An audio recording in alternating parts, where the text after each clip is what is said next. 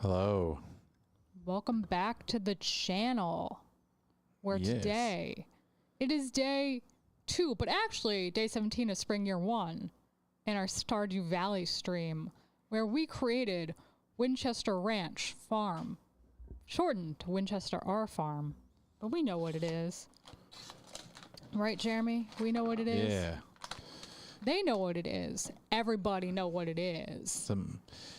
Did you already know what it is? Do. I don't know what that face was. What you drinking over there, Jer? We should be in split Mio screen. water. Did you not? What was? Am I supposed to press something? Yeah, you joined that game. You get in here. Oh. I look at that and I see a D-pad, but it's the actual plus button. So now, Why would it let me show the?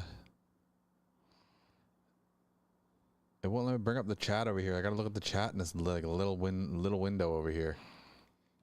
get good, scrub.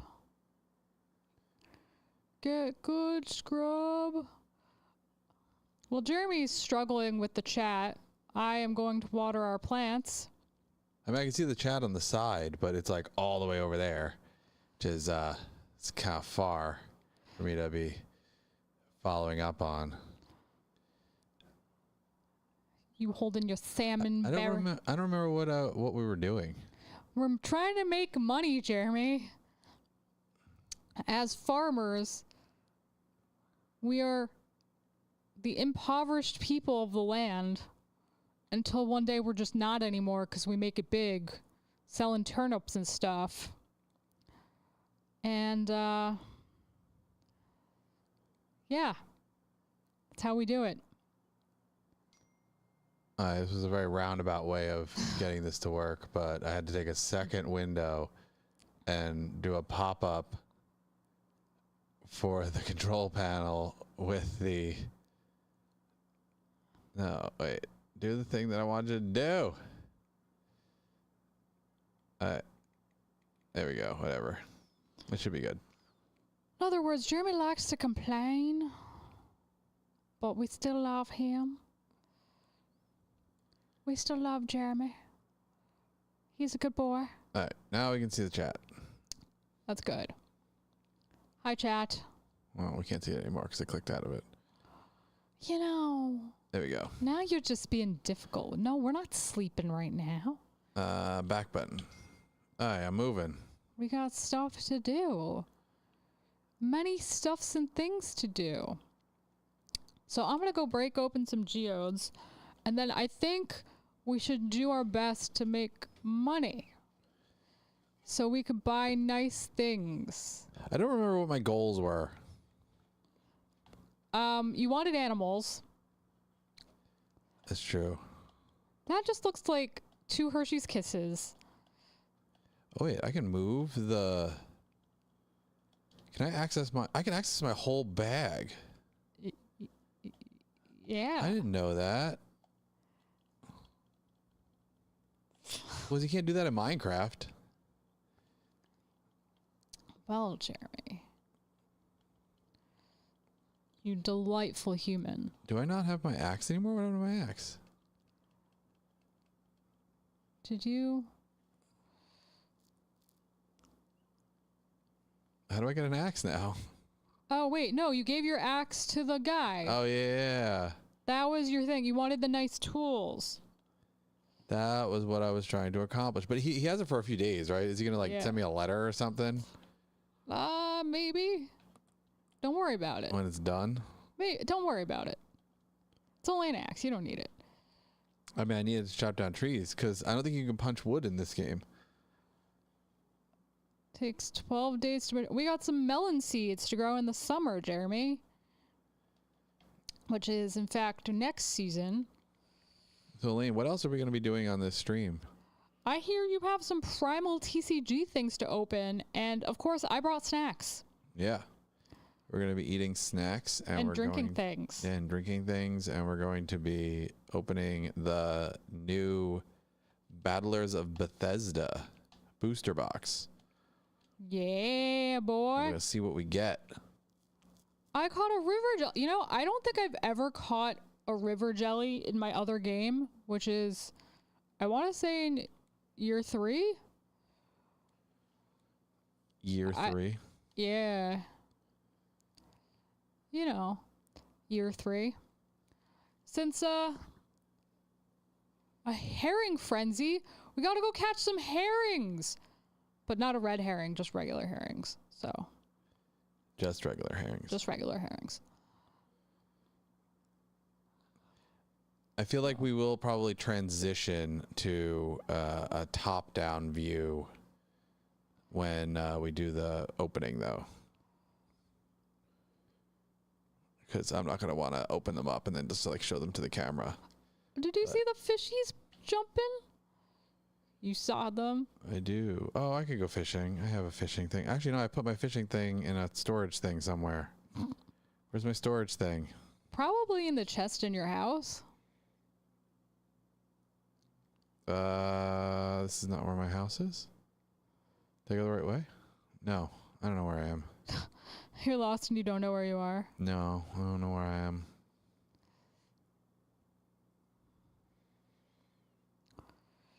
The other thing we can look into today, we can make it our goal, other than raising money, of course, because, you know, you always need money, is talking to Robin and figuring out which farm structures we want to buy first. Like what? Like barns and coops and things. That gives me animals. That does. How do I open the map? You have to go into your person and it's like the 4th one in. I'm all the way over here. I feel like for a frenzy, this is very slow fishing today. I'm just saying, guys. I'm just saying. What kind of a frenzy is it? It's herring. And I got some bait. Very exciting. I forgot how to use bait, though. I might actually have to, like, look at my things. Bait. Can we use you? Man, won't be ready today. You're a lame-o. I've decided I don't like you after one brief meeting because you take too long to make my things nice. Yeah. That's basically how that conversation That's all went. you do is sit there and hammer stuff. This is why Jeremy doesn't have any friends, guys. Break open geodes, which is just hammering stuff. It's just double hammering stuff. Double hammering stuff.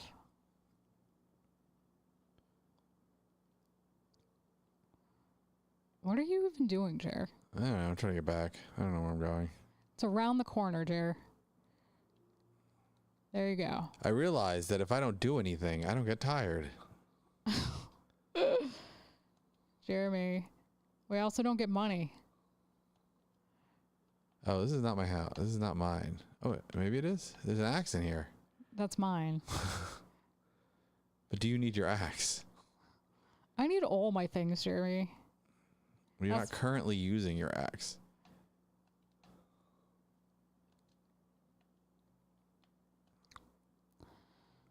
Bamboo pole.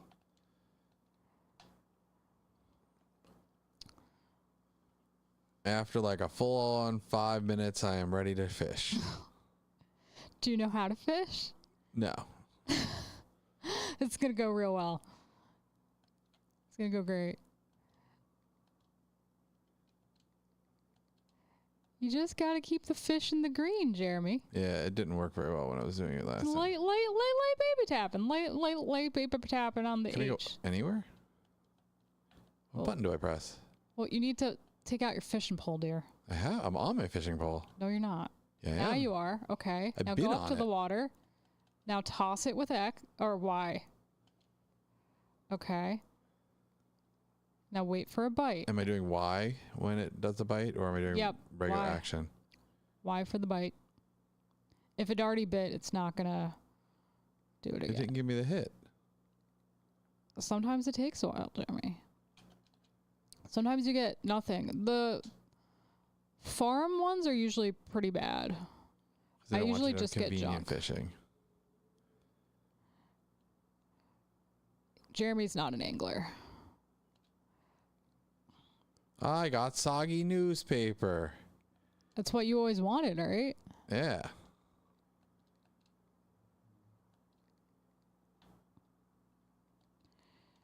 It's all your hopes and dreams.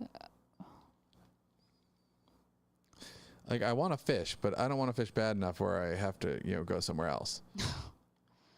Even though there's fishing places everywhere, but that's fine. I understand, Jer. I understand.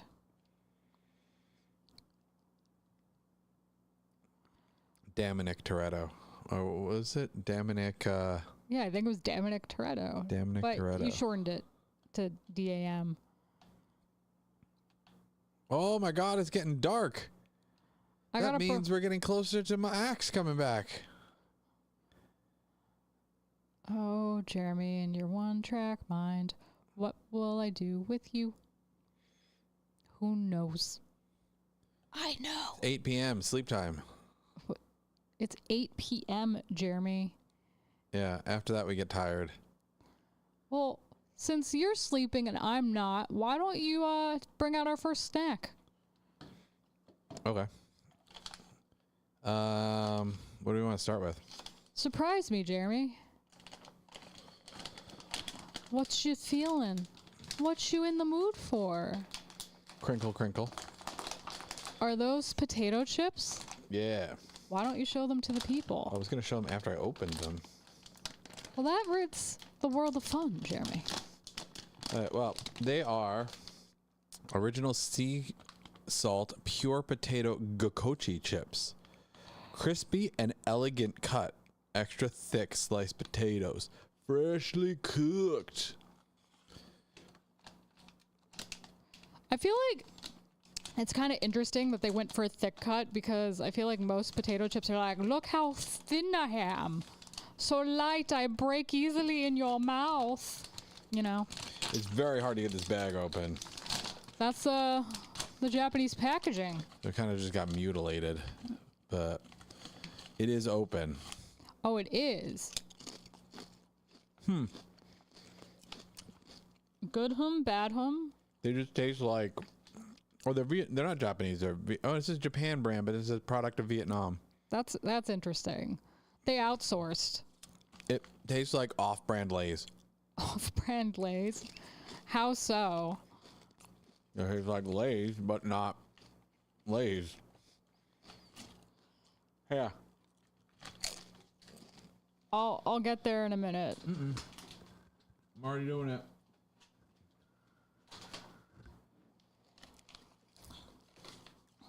Jeremy never lets me do anything.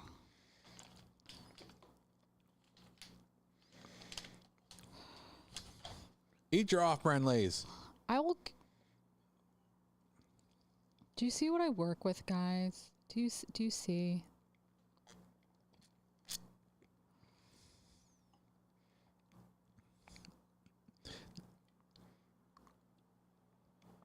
What are you looking down at? I am looking at the buttons, Jeremy. Just let me button look. All right. Well, Elaine ruined the segment, so we're gonna move on to the next thing. No, I was doing a thing. I will now have the off-brand Lay's, which I feel like aren't quite as thick as advertised. They just look like a normal chip with salt crystals on it. Yeah.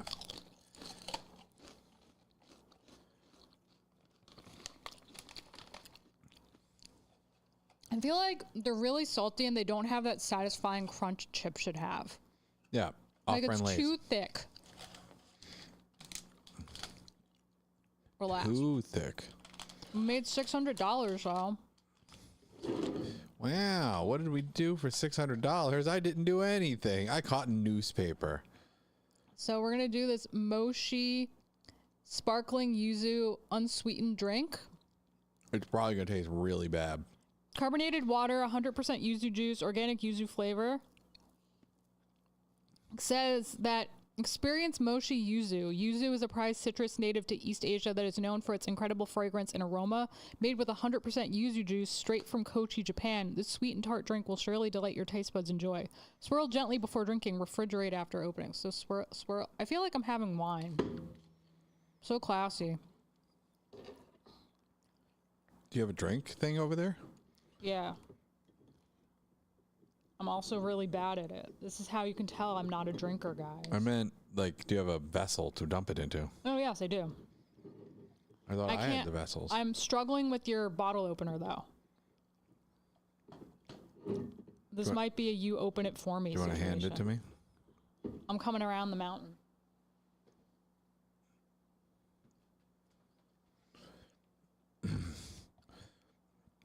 Let us know in the chat if you guys would want to see. Oh, this is this from, where's this from? Oh, Wildwood. I guess it's from Wildwood. Vacation with my friends. Let us know if you would want to see Lakota and I stream some 2v8 Double Killer DBD, now that that's a thing. And both of our favorite killers are in it.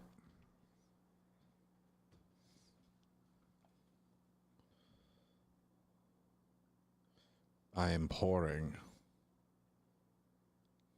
There you go. No, I have my own. Why'd you give me 3 then? Because there are more beverages. This is from He thought we were going to stop here Smoky Mountain. at one beverage.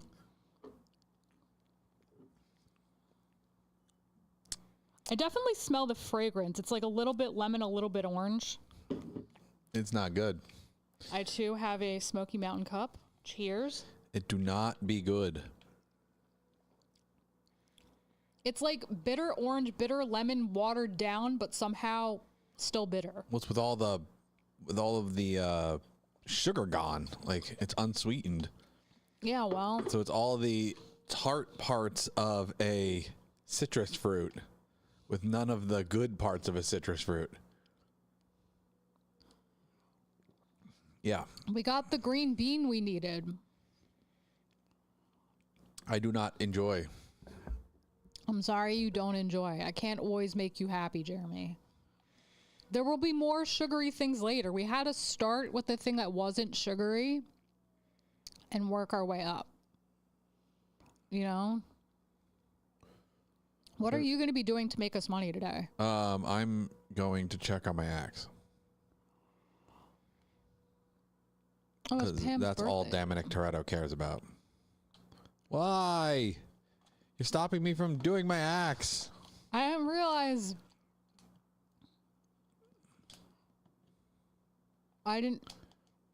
Who's that? What's going on? Oh no, it's a villain. He's got a villain cape. Speaking of villains, what Oh, apparently you have to click through it too on your side. what are your thoughts on the new Denmachi series with its focus on the major villain of the show so far? So, I feel like this season's premise came out of left field. Yeah. It has a focus on Seer, which is one of the barmaids, essentially at Mama Mia's. I feel like she's a Mama pizza place now. Lucia's. Mama Meatballs. Whatever her name is. The Mama Meatball. Shop. The Mama Mama Shop. Macaroni. Fix my pasta maker. I am Bane. Anybody Anyway. who watched the Harley Quinn show knows. As I was saying, Yes, Mama Macaroni. As you were saying. Seer, I feel like, has gradually been declining in terms of screen time since season 1. I think she had the most screen time, I want to say, in season 1. I mean, season 4, we got nobody in the town got any screen time. Pretty much. So, in season 1, she was established as a friend and, like, helper, essentially, to the struggling Belle and Familia, right? Which is fine. but I feel like we basically haven't seen her since. And now there's a romantic plot with her. What do you mean I don't have room? And Belle, but I feel like it was never hinted at before. Like before, when we were interacting with her, it was just a sort of friendship and there was no indication that she had feelings toward Belle. And now it's like, oh, I really like Belle. I think I like Belle. Let's do stuff with Belle. And I'm like, what? Yeah, it was kind of a out of nowhere thing. It was other things also. Hey, I got my copper axe. Dominic with his new axe. Look at me. I'm gonna go axe things. Okay. Oh, we have to get some bars. Oh, we have to start collecting slimes for this and bat wings. So save your slimes and your bat wings. Okay. I sold a lot of those last time for us to go to that festival that we didn't do anything in. I'm gonna go grow some crops. But yeah, I don't know. There was a lot of stuff that just kind of came out of nowhere, I feel like. And I feel like since this is an adaptation of a light novel series, I feel like there was stuff in the books that just didn't get adapted in the first 4 seasons that made this not come out of nowhere. Probably. That checks out. But I don't read it and don't intend to read it. So reading is beyond Jeremy's capacity. Audiobooks are just as good. Yeah, but I feel like you can't. Well, I don't know if Damachi has both a manga and a light novel, but I feel like you can't really appreciate a manga if it's, being read out loud to you. I mean, I said light novel, but they do have a light novel. They're based on a light novel series. Oh. I thought they had both, honestly, but... I mean, they might have both, but it was a light novel originally. Anyway, a light novel. Okay. Many of the seasonal anime now are light novel series. That is true. Are just adapted into manga and then anime. Or simultaneously. Oh, wait, I went away from the trees. The trees are this way. I don't think I chop these. I can't chop these trees. I can only chop the trees in the one area. Oh, These no, are unchoppable trees, even with my amazing new axe. You can, however, I think cut down those stumps now, the big stumps, or the fallen over trees, which gives you hardwood, which is a resource we don't have yet. I feel like this is not chopping the trees as fast as I was expecting it to. I was expecting it to just be like, man, tear through those trees. Oh no, we don't do that here. We don't, tear through trees here. That's not allowed. So, yeah, just deal with it, Jeremy. Yeah, it really doesn't cut the trees well as I thought it was going to. I am disappointed in my copper axe. I'm sorry you're disappointed by your... Wait, go over and try and chop a tree with your regular plebeian axe, and we'll see who does it faster. Hold on. Wait, I have to go get my axe because I put it in my chest, which is why you wanted to steal it from me. And I was like, well, that's just rude, man. I'm going to queue up in front of this tree, and we're going to start at the same time. So I'll cut down this tree. Right. So 3, are you on your axe? Yeah. 3, 2, 1.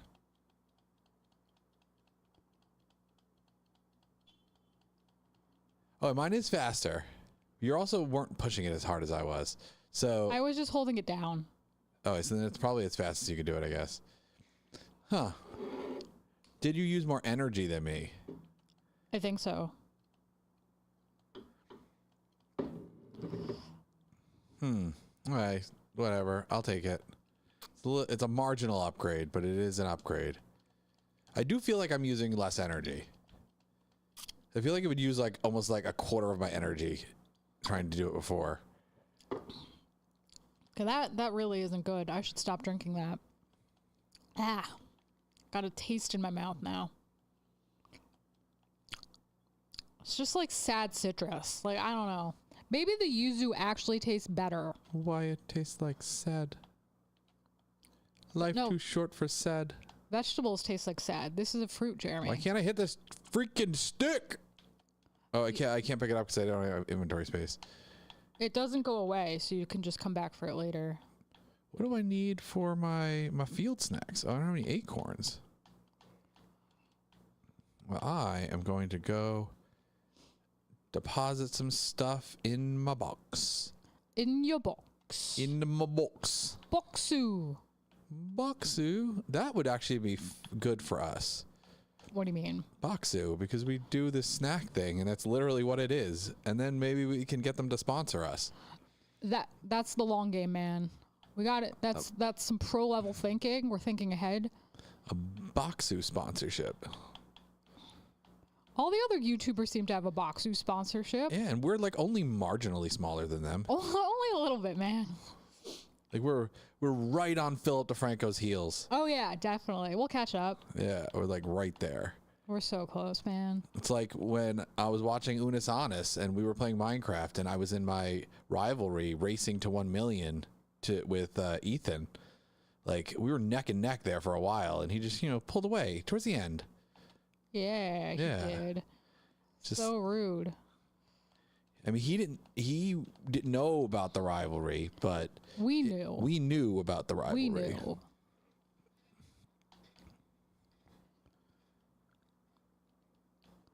I got a river. What the heck is a river jump? What are these for?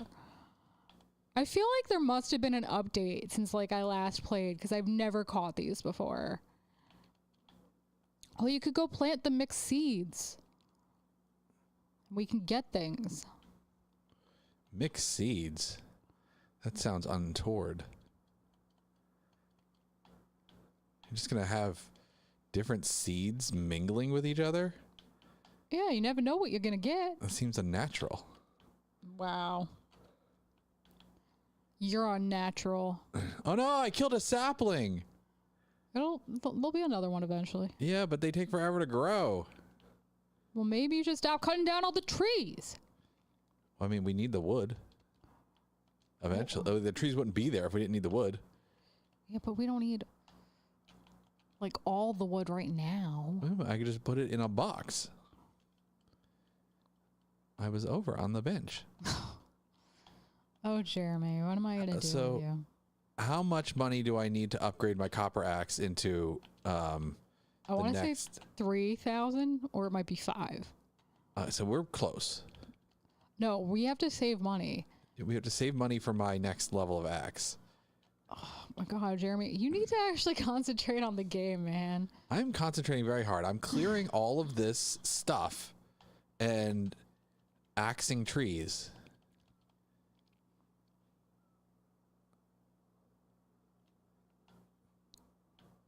We all have our strengths. Okay, and yours is what? Cleaning out trees? Yeah, it is. Destroying the natural ecosystem? Mowing the lawn and chopping down trees. So destroying the natural ecosystem. Yeah, well, I'm weeding, and then what is chopping down trees? Destroying the ecosystem. But epic level weeding. No, but I can only destroy these trees. I can't destroy the trees in the rest of the town. I have not leveled up to that axe yet. I need the hacker axe before I can destroy the trees in other people's property. That's what I'm aiming for one day. As I just want to be able to chop down all the trees. All the trees. And then I will build a giant cabin for me and the Dominic Toretto family to live in with my bare hands. Uh-huh. Right. Okay. Actually bare hands, because I will have slayed a bear and use his hands to build the cabin. So this is Insanity Phase 1. I just want you to know what it looks like, everyone. Elaine, calm down and stare into my afro. What? Hey, Jeremy, we can do your favorite thing now. You know what that is? Sleep? Yeah. But I don't have an upgrade that I'm waiting for. This sleep is useless to me. So I want to try my next thing. This is a peach jelly drink, which I know Jeremy will hate because it's peach flavored. It's a jelly drink, not jelly drink, a jellied drink. Jellied drink, like the texture. I don't know. I'm kind of worried about it, but we'll try. It's only 37K calories, so.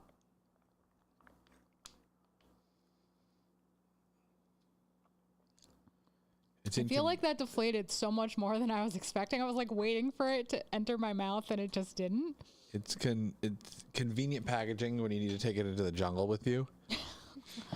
So that experience felt like what? I'm fine. Hey, I need paper towels. What did you do? I spilled my water because I forgot that I had it in the or not the water. I spilled my shot glass.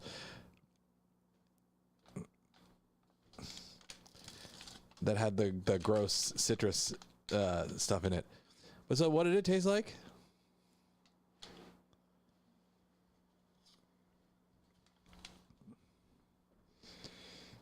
Would you care for a sip? Yeah, I'll try it. He's gonna try it.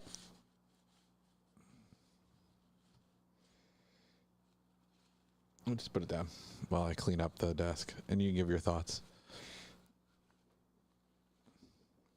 So it tastes like if you decided I'm gonna make. Why am I all blurry now? Because you have to like move towards the camera and then move back so it'll like get your face. Now just lean. There you go.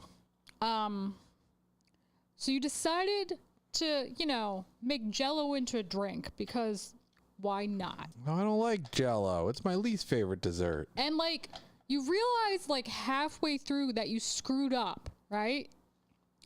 And you made it too much water and not enough other stuff. So you dumped sugar in it and it just didn't work out. And then it became whatever that is. But you decided to put the sugar in there because you're like, that makes everything better. But it didn't make everything better.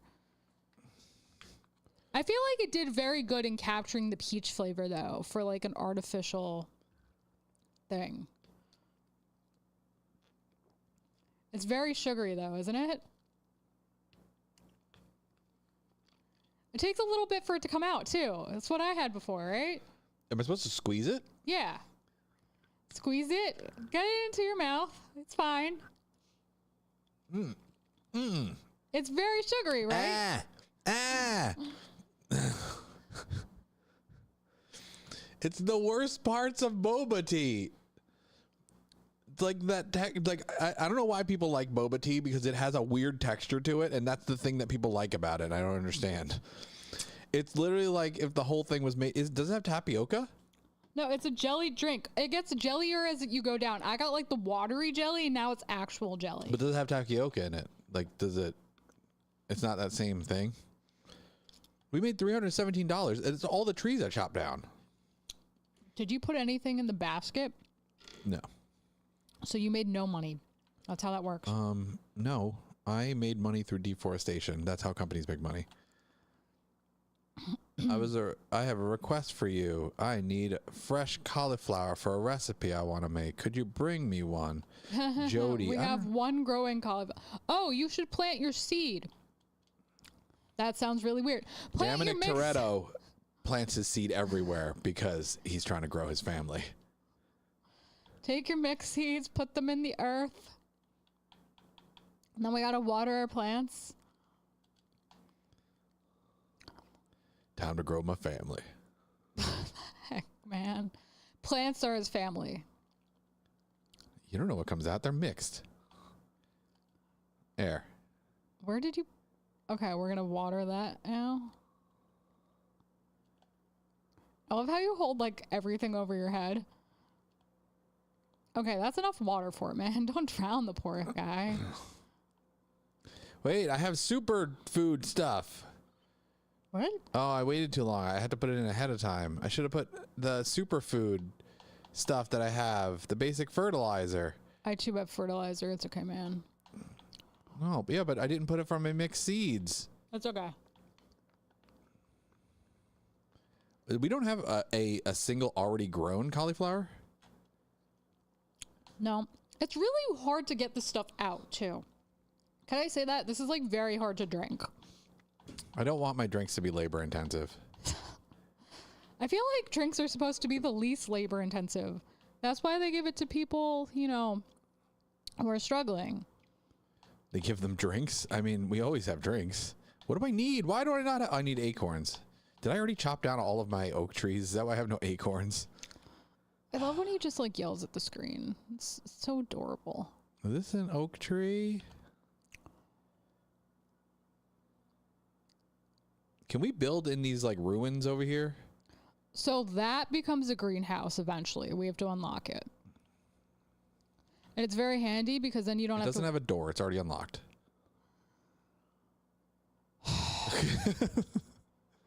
This man right now, people. Oh, wait. Sturgeon's going to take forever to This get. is not an oak tree either.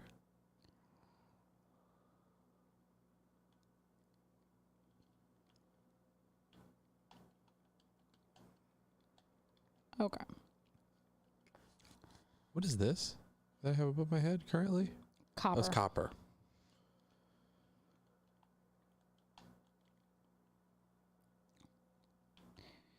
A darkness suit? How did you get a darkness suit? It just fell on the ground. It was literally just standing. It fell out of a tree. See, I benefited from chopping down trees. I found clothes.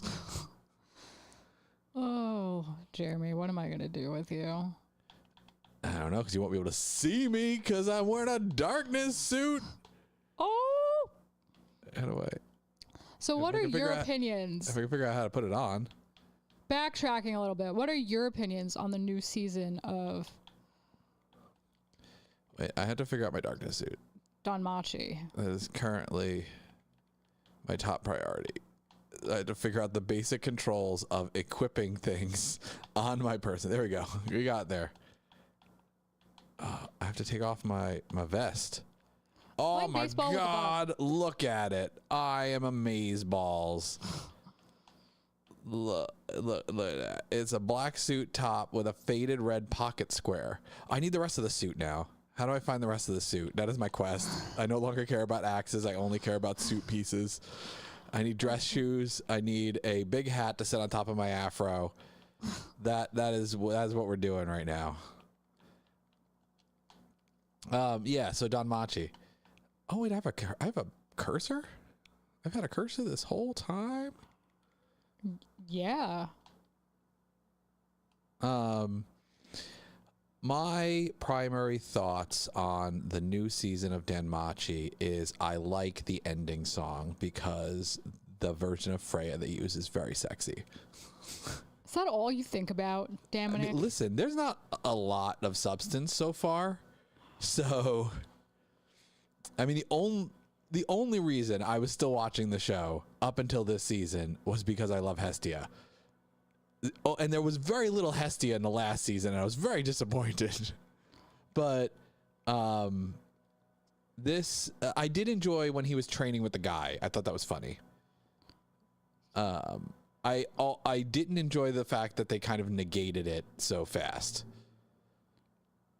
Like Why? they basically dedicated a whole, well, I guess it wasn't a whole episode. It was like half an episode to him training. Well, because he attacked him at the end of the first episode, and then he like trains him for the first half of the second episode to be like a gentleman, and then like 4 minutes into the date, he's like broken that character already. But I thought the training was funny. Your face is funny. Thanks. That's a valid response to. I know, what I was right? talking I'm about. so good at responding to things. But yeah, Well- I enjoyed that. I thought it was funny. I don't know what they did with Val and what's her face in this season. She looks weird. I don't know if they changed how they're animating her, but I feel like the scene that we got her, which was random because she was just sitting there eating an entire sack of croquettes or potatoes wrapped in paper, one or the other. My initial thought was that they were potatoes, but then I was like, they're not Irish, they're Japanese, so they're probably croquettes. So That's the logic we use here on the channel. yeah, croquettes are very good, but croquettes are not cheap. No, like, they're not. If you go to Dido and you get like a 2-pack of little croquettes, like they're not even big. They have those big honking croquettes that are like the size of russet potatoes on anime shows. Like if you get the little like half size ones, those things are like what, $4 for 2? So I think normal price $6 for 2. So she had a whole bag of them. That's a lot of money. It's like $50 for that bag of croquettes, but they look good. And then Hestia ate one with the paper, extra fiber. Yeah, don't worry about it. But yeah, I thought she was weird looking in that scene. I don't know what they did with her. Maybe it's the lighting. Maybe the sun doesn't become her or something. Maybe. I do like that up until the moment that Hestia realized that Seer was a threat, she would say Seer's name. And then as soon as she became a threat, she called her, what was it? She called her something, what's her face? Like she gave her the name that she gives to Eyes. Like, cause she's always like, what's her floozy or what's her name or whatever. She started calling her by a not remembering her name because she's a threat now to her Belle. And his chastity. His chastity. Like, she's determined to pop that cherry. Nobody else can pop that cherry. But, you know, it's kind of funny because Hestia is a virgin goddess. She's known for being a virgin goddess. Yeah. But she always is like, my bad. But Isn't she fertility too? I know she's the hearth. Yeah. But isn't she fertility too? Because she wasn't involved in the fertility thing, the fertility ritual. I thought she was motherhood, maybe. I don't know. I can't keep That's close enough. You don't get motherhood without fertility. I mean, well, that's kind of mean to say to people who are infertile and mothers, but typically by normal standards, especially traditional, like mythological standards, motherhood and fertility are typically linked. Well, Jeremy, wounding all the people. All the people have been wounded now because of your comments. Wounded. I thought you should know. Yeah. You're a cruel sir. A cruel sir. How do I answer the exclamation point? Go into your thing, see what you have to do, and then do the thing. Well, I mean, that didn't really tell me anything. Well, each one's a different mission, so it depends on what the mission is. So how do I get to the mission? You go to your minus bar. Okay, so go into my thing is not. It's this thing. Yeah. I don't remember where to find Robin's lost axe, but I feel like we should do that. Is it a better axe than an axe I currently have? No, we return it to her and we get a prize. I don't return axes. Is the prize another axe? Is it like? No, it's money. Is it like the I think it's money which can help you buy another axe. So, I can do an axe-related quest and get money? Yeah. Is it like Grandfather's Hammers on Viva La Dirt League? Yeah. See, I made him feel better, guys. Slay 50 Grandfather's Hammers and return their heads to me. One of the things that I've wanted to do, it's really early, but one of the things that I've wanted to do is I've wanted to watch their D&D campaign that they do where they play their Viva La Dirt League character or their, Honeywood characters. Yes. And I haven't, but that checks out. I haven't really gotten into any of the actual play shows since I watched through Critical Role season 1, really. I watched some of season 2. We're doing these mini Mont Blanc Oreo looking things. Yeah. From another country. I don't know which country. Japan, probably? Probably Japan. That checks out. It doesn't say product of anywhere on anything. I can make a sturdy ring and bug steak now. Product of Japan, ha. So it's from Vietnam.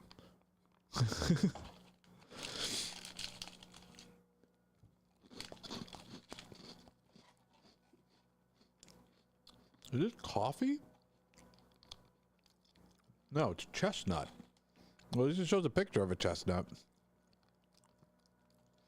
I don't like coffee flavored things, and this initially gave me a coffee taste, but it's actually not that bad once I chewed it for a little bit.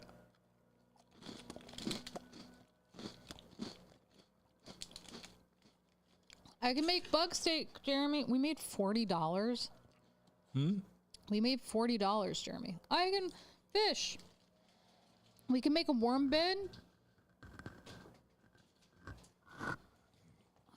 Oh, I thought there would be so much more food in there. No, I mean, there's another bag. There's another bag? There are 2 individual bags inside the box. Very tiny.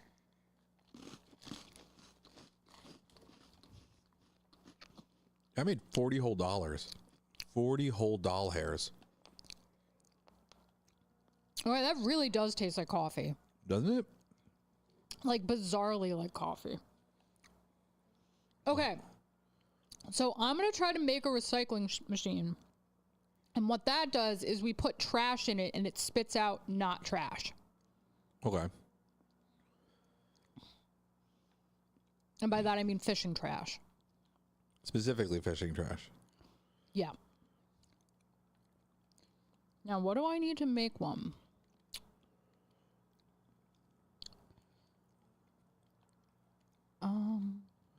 Is this cauliflower ready Oh, to I can pick? make a... No. It'll let us know. It won't let you pick it up until it's time. Oh, we need iron bars. We have to keep going down the mine. I'll go down there. Oh, I don't want to.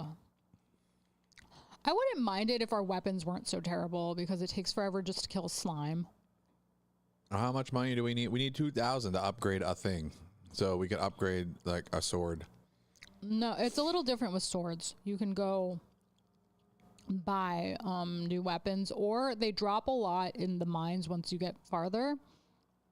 So usually it's better to just kind of like wait, and eventually you'll get something that's not terrible. I can kill them with my copper axe.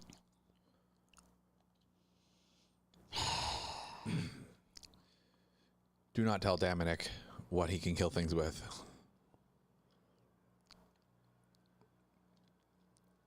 What level can I take this to? I can take this to level 15. Oh, I didn't bring any food. You have cookies. Run. Or go down the stairs. No, but doesn't killing things get me things? Do I not get any benefit from killing things? Got bug meat. Do I not get experience or anything? You level up in combat. In a specific combat or in combat in general? The combat skill. Okay. I one-shotted that thing. Yeah, they're not very strong, but when those larvae hatch, they become the most things you fought in the beginning.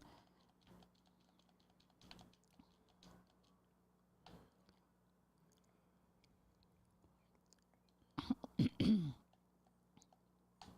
probably should level... Oh! I probably should level up my pickaxe. Honestly, the pickaxe is the more useful of the two. I wanted to clear wood. I just need to go downstairs, go downstairs, go downstairs. So why don't you give me a thing? Can I attack this thing, or... Yeah, it just has to stick its head out. How do I make it stick its head out? You go on the thing and then the ground that's shaped differently, and then it'll pop out eventually. And then you kill it when it's out.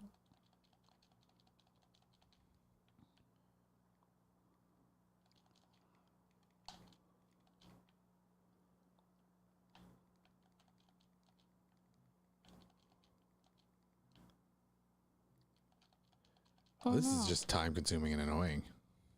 Yeah. Oh, they're dead.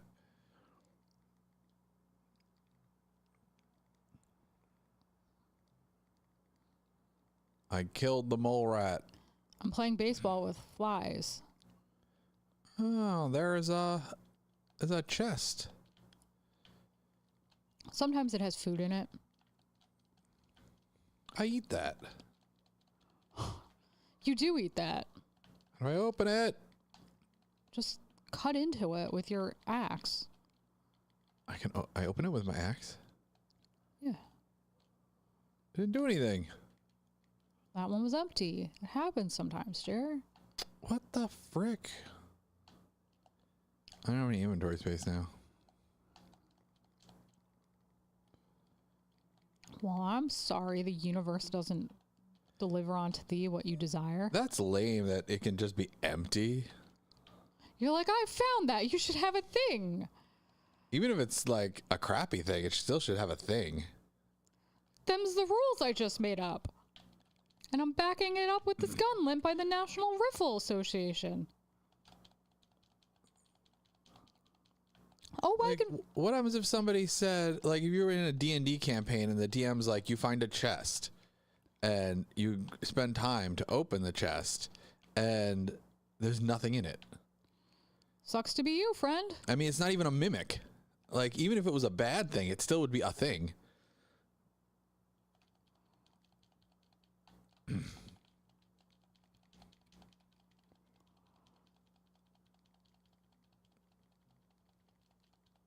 I didn't realize we can share floors. Kind of thought it would deposit us on different sections of the floor so we couldn't help each other. You can always share floors in the dungeon. Dom is rude. Huh? You're rude. What is that? It's a thing I can't pick up. No, that's because you don't have room. It's a scroll. It goes to the museum. Can you stop this thing from killing me so I can get rid of something out of my inventory? Fine.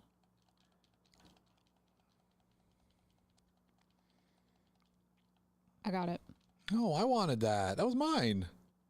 Just go downstairs. Why would you go downstairs? We just cleared the floor.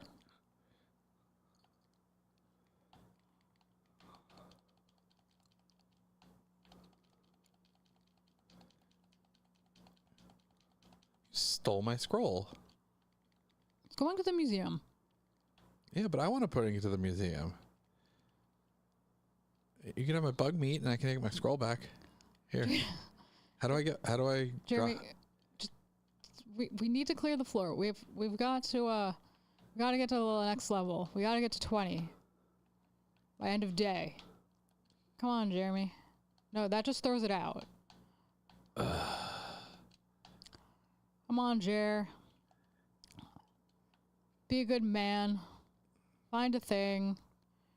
You're like, here, come play this game that I play all the time. I haven't played this game in months. And I steal your accomplishments. Well, there's coal in there.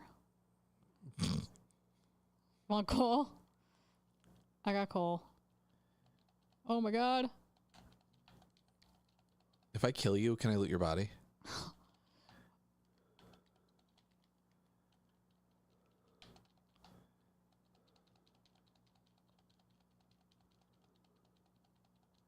I'm gonna die.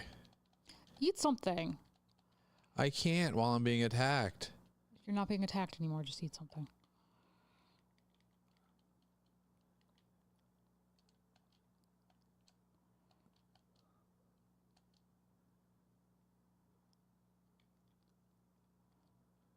There we go. Can I eat this fish? Yeah.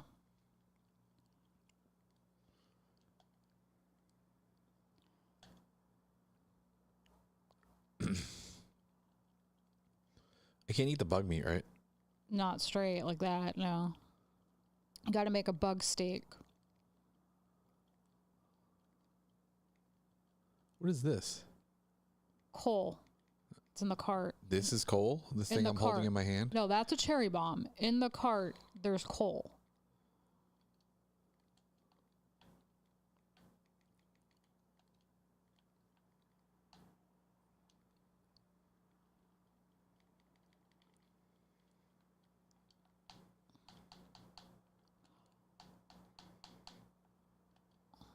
Okay. Go back. Yeah, go through there real quick. Go down the stairs. Just run down the stairs. Okay, now go to the right. Maybe it'll still be there. Oh no, it reset the floor. Okay. Well, it's still there. There it is. Go down. Now you can get a sword for yourself. A steel small sword.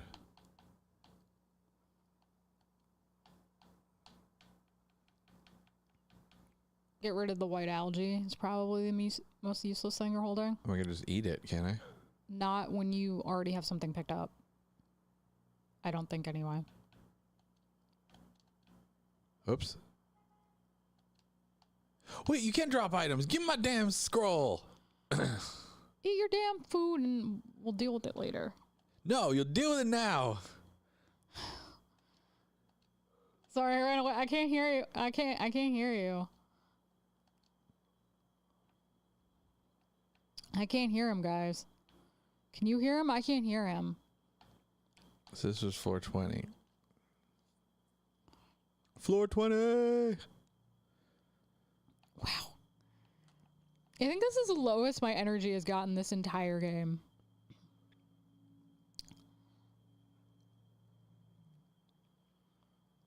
So best friend Jeremy.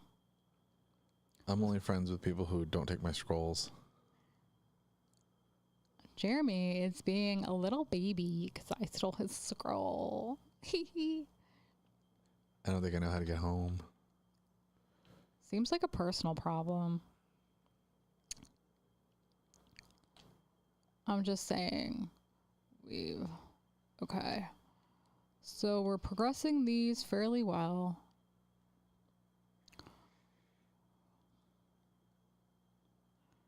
Yes, down and around the corner, my bear. I found home.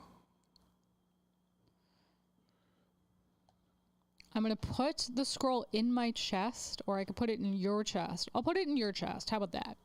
Okay. Then we got to donate it to the museum. This is agreeable.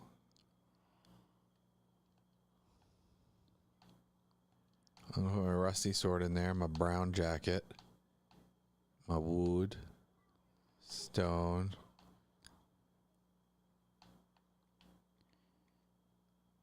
I can eat that kind of stuff. Copper bar, copper ore, slime, bug meat, coal. I moved it in there just for you. I need to move my stuff around so it's more easily accessible. I have to click through my entire inventory to get to the things that I want. Yeah.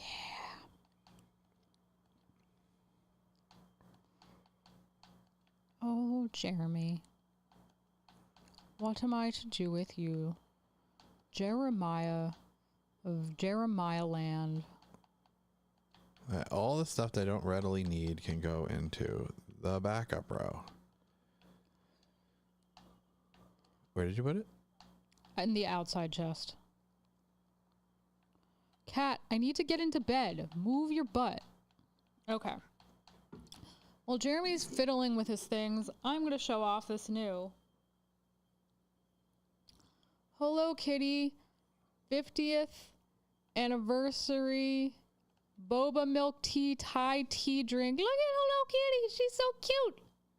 Isn't she cute, Jeremy? Yeah. I can make a staircase.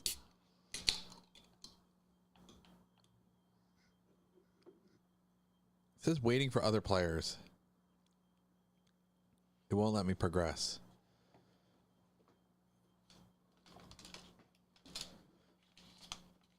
It looks like coffee. It's not coffee.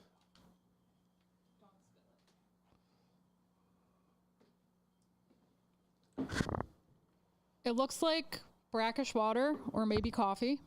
I don't know which. Don't worry about it. Why not both? It has a coffee taste to it, but that's just the tea.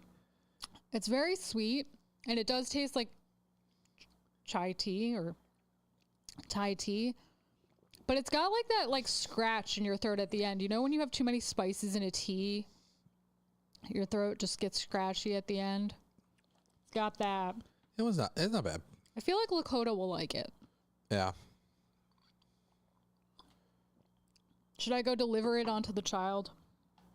Yeah, he might enjoy it. Oh, we got a cauliflower. So I'll go deliver that onto the child. Deliver us. Wait, give me one more little pour. You want to pour it out yourself? I don't trust my hand. Tell him to save the can.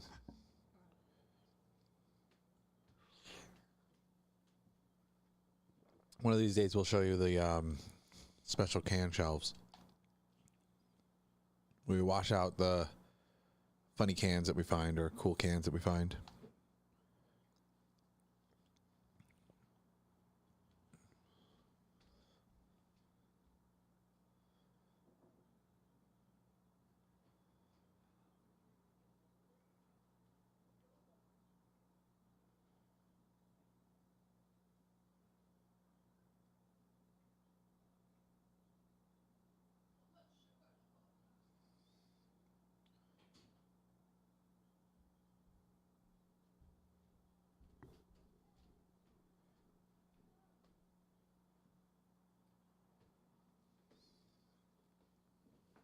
Okay, so now I can water our plants and it'll be beautiful. They'll grow big and strong. They'll be happy. I am going to the museum. I don't remember where the museum is. In town. Is it by it's by the blacksmith, right? Yeah. And you go talk to Gunter. Gunther? World Heavyweight Champion Gunther?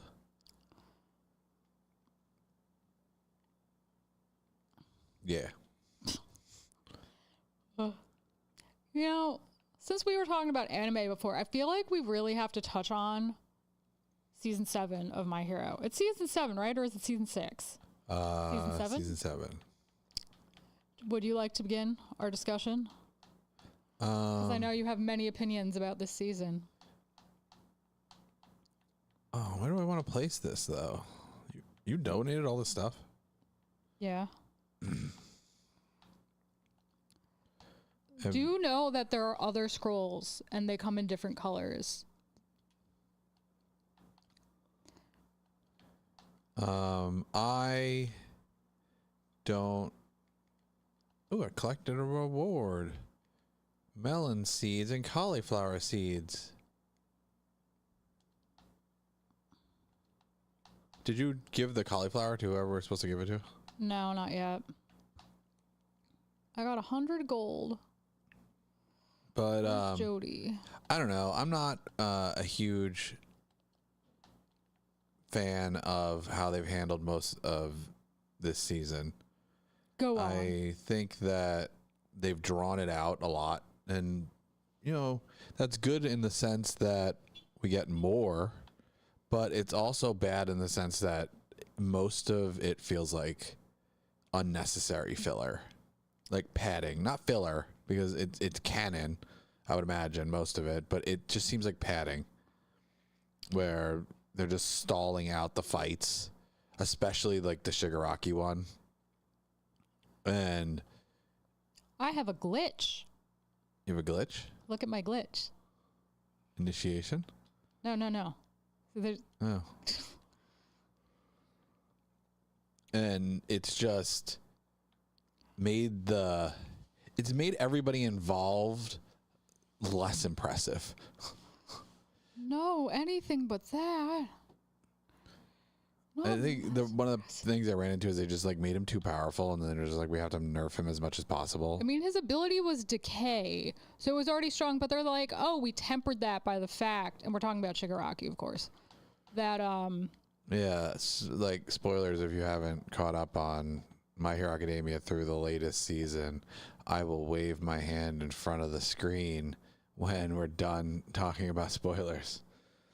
So, like, in the beginning, Shigaraki has the decay ability, but he has to touch people, and that's how they temper it. Like, if he's not touching the thing, no decay. But then they're like, And he has to touch it with all 5 fingers too. Let's make him stronger, shall we? Oh, he doesn't even need to like touch it directly anymore. I think it's as long as it's touching something he is in fact touching, it works. Yeah, he can like send it through the ground. And so that's quite the power up, which is fine. But when you think about that, like as long as he's standing on ground, he can murder everybody. Yeah. So unless you're countering that, everybody's screwed, and that's the end of your anime. And you want to make more money, so you can't just end the anime like that. That would be, like no fun. He would murder everyone. That's another issue. You can't have the bad guy win because there are rules. So they're like, how can we draw this out in a way that would allow me to make money, but also have the good guys win?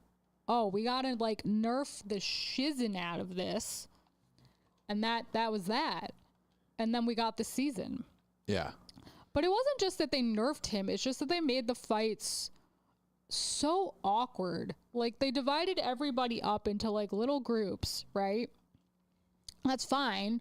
But instead of just, let's say, like focusing on a group for like half an episode or an episode and then going to another group or something like that, they would switch constantly between fights to the point where it was kind of hard to keep track of everything. And then each fight had the good guys not doing super great because they made the bad guys too good, the villains. And the fights weren't as engaging as they could have been. But I know you have more specific comments about that because you're an opinionated boy. Yeah, I feel like it's like there was definitely cooler ways they could have used Shigaraki's abilities besides just giving him like a mass of fingers that he was attacking people with. It was the stupidest way to manifest his like ability to control the shape of his body. And even later on, he does it. Like he makes himself all buff and crap to fight them. And you could have been changing him constantly. It just seemed like laziness. It was the only reason you were just making him have like a giant mass of fingers that was attacking everybody.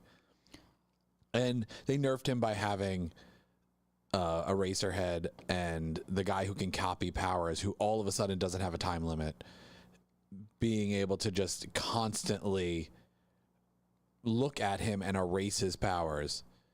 Even though he's kicking up all this dust and everything, and they can't see him for large chunks of the fight, but apparently their powers are still able to target him even though they can't see him, which is literally the rules of the power.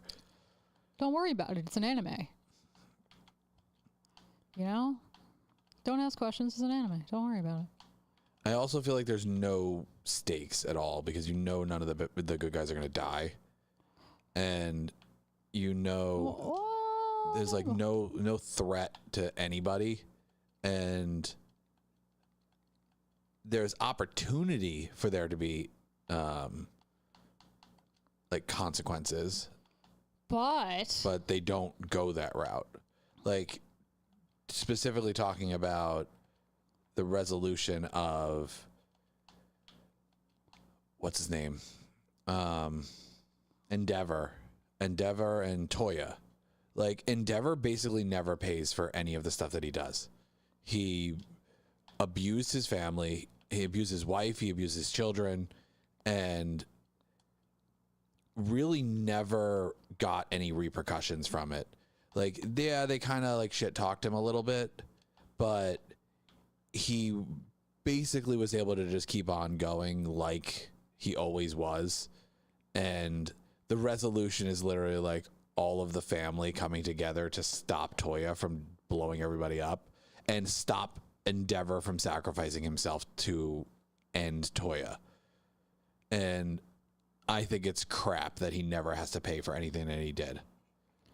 And he should have sacrificed himself. Like that, literally, that was the thing that made me almost check out of the season, was you essentially just victim blamed Toya and didn't delve in or justify what he turned into at all based on Endeavor being the reason he turned into that. And Endeavor not even having to make any sacrifices at the end. He made literally no sacrifices besides losing his arm, but he didn't even lose his arm against Toya. He lost his arm against All for One. Because All for One's better than Toya. And and by that I mean more experienced. And we didn't even get like I don't even think Toya ends up dying in the end. Does he even end up dying? Pretty sure he's very dead. No, I thought he wasn't he still making noise on the ground after he blew up? And then I think eventually he did. Oh. What has happened? Do you see my screen right now? It looks like they're bone shards. I don't know. You know more about this game than I do. I don't know I think my game is like having a meltdown. But yeah. So it's stuff like that. I think that's what look at that. That's not natural. No, that is weird. I can make more. I feel like this bug is half here. I'm just gonna leave now. I put all this fertilizer in here, but now it's getting dark. No, don't plant those. Those are summer. What about the cauliflower? Okay. Cauliflower, see how long it takes to grow? 12 days. It's gonna die. So is my fertilizer wasted now? Maybe, unless we go to the store and buy parsnips, which grow in 4 days. We should do that then, so I don't waste all my fertilizer. I just put out a bunch of fertilizer. But, well, I don't even know, is my mystery seeds my mixed seeds gonna grow fast enough? It should be fine. So I think it's like there's 28 days per season, which means we've got 6 days after this to go. So if we go to the store tomorrow and buy parsnips, I think parsnips grow in 4 days, it'll tell you. Then we're fine. Then we're golden. So what are your thoughts on the Endeavor resolution? I do like that they're trying to redeem him in the sense that, like, it demonstrates that people can, at the very least, improve.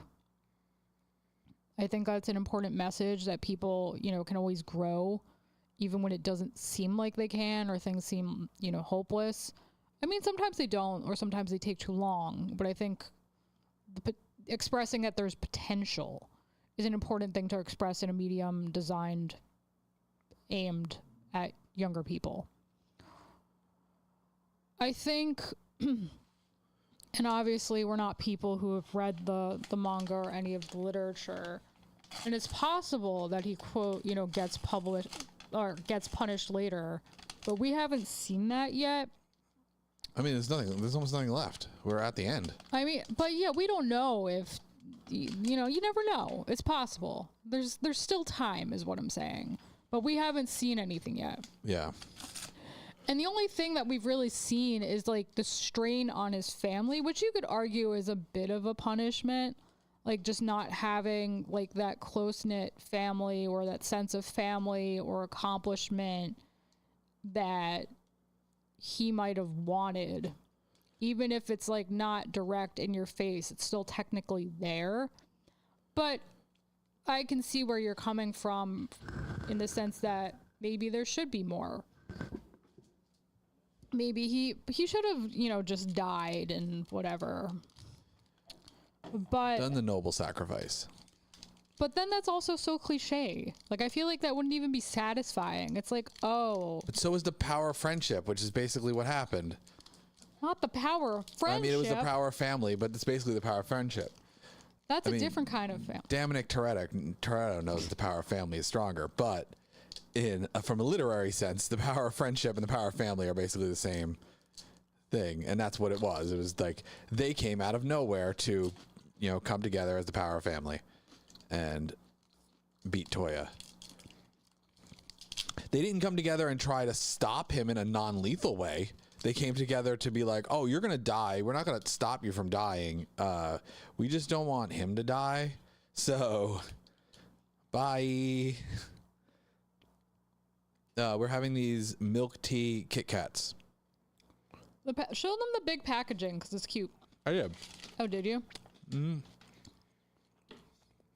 But, They're not bad. I actually might like them better than regular Kit Kats. I haven't had a regular Kit Kat. in a very long time. Like years.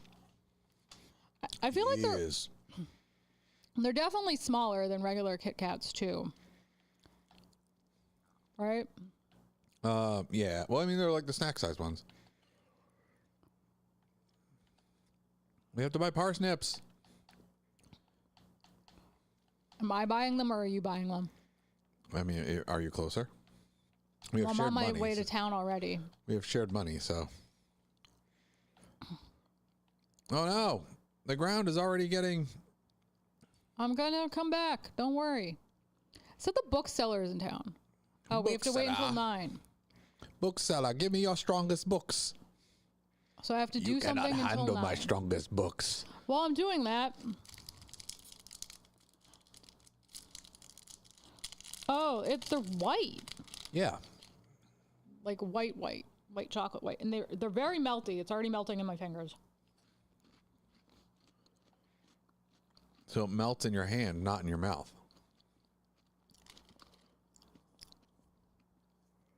They're bitter. Oh, I don't like that at all. I thought it was fine. What are your thoughts on oh, I guess we weren't talking about spoilers there for a while, so if you came back. Did you wave? I didn't wave when we stopped talking about spoilers. You're a horrible person. Did you want the other half of my Kit Kat after I go buy these turnips? Huh? Parsnips? Did you want the other half of my Kit Kat? I split it in 2. Sure. Okay. You have to bring it to me, though. I'll be right there. How many seeds are you buying? 30. That's probably too many. Well, we can grow them on the other side. Like, as long as you don't mess up the seeds, even the lowest end gives you more money than what you started with.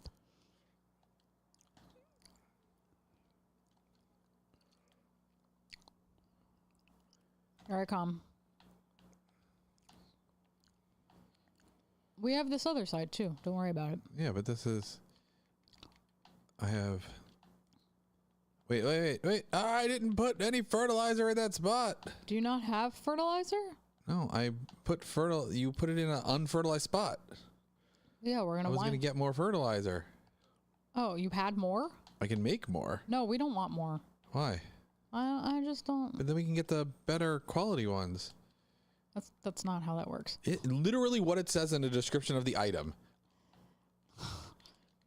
Let me put it down. No, I don't have any more seeds. Ah, you ruined it. Now I have all this fertilizer for nothing. Well, we have next season. Water some plants. Be a good farmer. This is how the best farmers interact, by the way.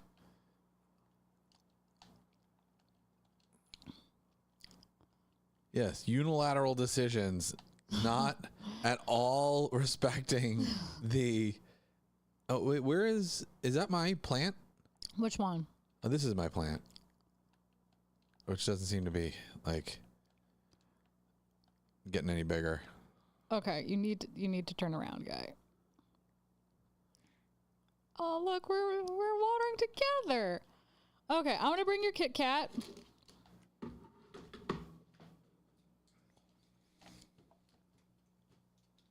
Thank you. Maybe we should switch to something savory next. What savory stuff do we have? Oh, those? Oh, wait.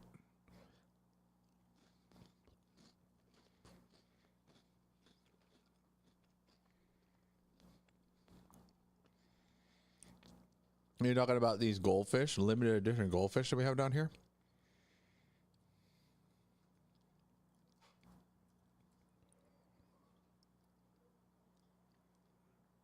Oh, what the hell?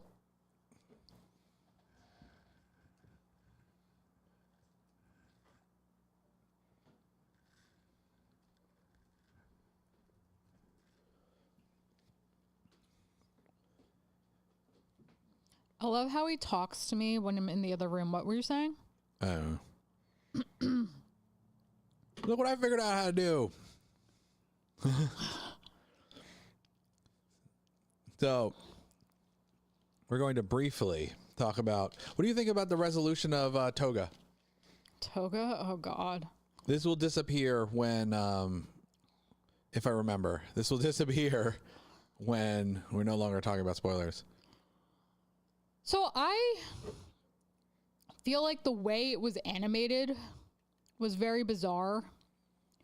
Like, they did some strange stuff. I'm going to say that. I think I like that they tried to relate to her, make her more human, make us sympathize with her. I just wish Ochako wasn't the one who was trying to bring that out of her, because I freaking hate Ochako as a character. She is arguably my least favorite female character. I just cannot stand her. And I think the way she went about it was strange. Yes, there was a callback to their discussions about, you know, like talking about boys and crushes and like, I don't want to say typical teenager girl stuff, but, you know, typical teenager girl stuff. But at the same time, it was just like, it's kind of awkward to be shouting that, like when you're in the middle of a fight, you know? Yeah. It just seemed like not the right place for that kind of... I mean, she didn't have a choice on when it happened. Like, she was going to die. Like, conversation. Yeah, but I mean, like, there's a time and a place for everything, and that wasn't the time or the place. When was the time or the place? When they're not trying to murder each other, JR. But she would have been dead, so she never would have gotten the opportunity to do it. Is that really, like, a bad thing, necessarily? Is that bad? So, I feel like they managed to do the thing that I didn't think they were going to do, which was let her stay crazy.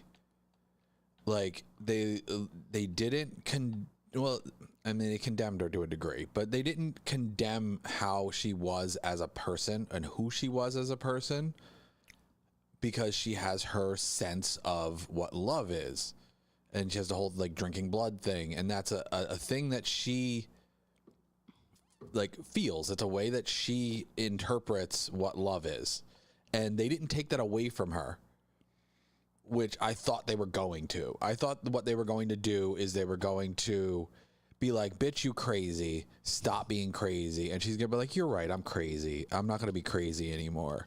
And that was gonna be the resolution. I mean, I always knew it was gonna be Ochako. There was no other character that it could have come from, because Deku was busy. Like, he's busy dealing with other people. He can't deal with Toga, and that's the only other one that could have been a logical anything from it. And so Ochako having the other discussions with her, the fact that the first time that Toga awoke her powers, like when she leveled up during My Villain Academia, she turned into Ochako and gained Ochako's powers, which shows that she loved her. Like, Toga genuinely loved her because she was able to take her powers, which she's never done for Deku. She's never been able to use. Well, Deku has like many powers, so maybe that impacts her ability to steal them. Yeah, but I think it was more of an infatuation or crush. Yeah, and I think it was more. It was implied by the fact that the person she chose to go into when she leveled up her powers was Ochako. And the fact that she, like, Toga throughout the whole thing just wanted to feel validated, and nobody had ever made her feel validated before, because everybody had always shunned her for what, like, she wanted to do and how she viewed the world and had misconceptions about her. But Ochako was willing to at least hear her out, even if she didn't agree with her.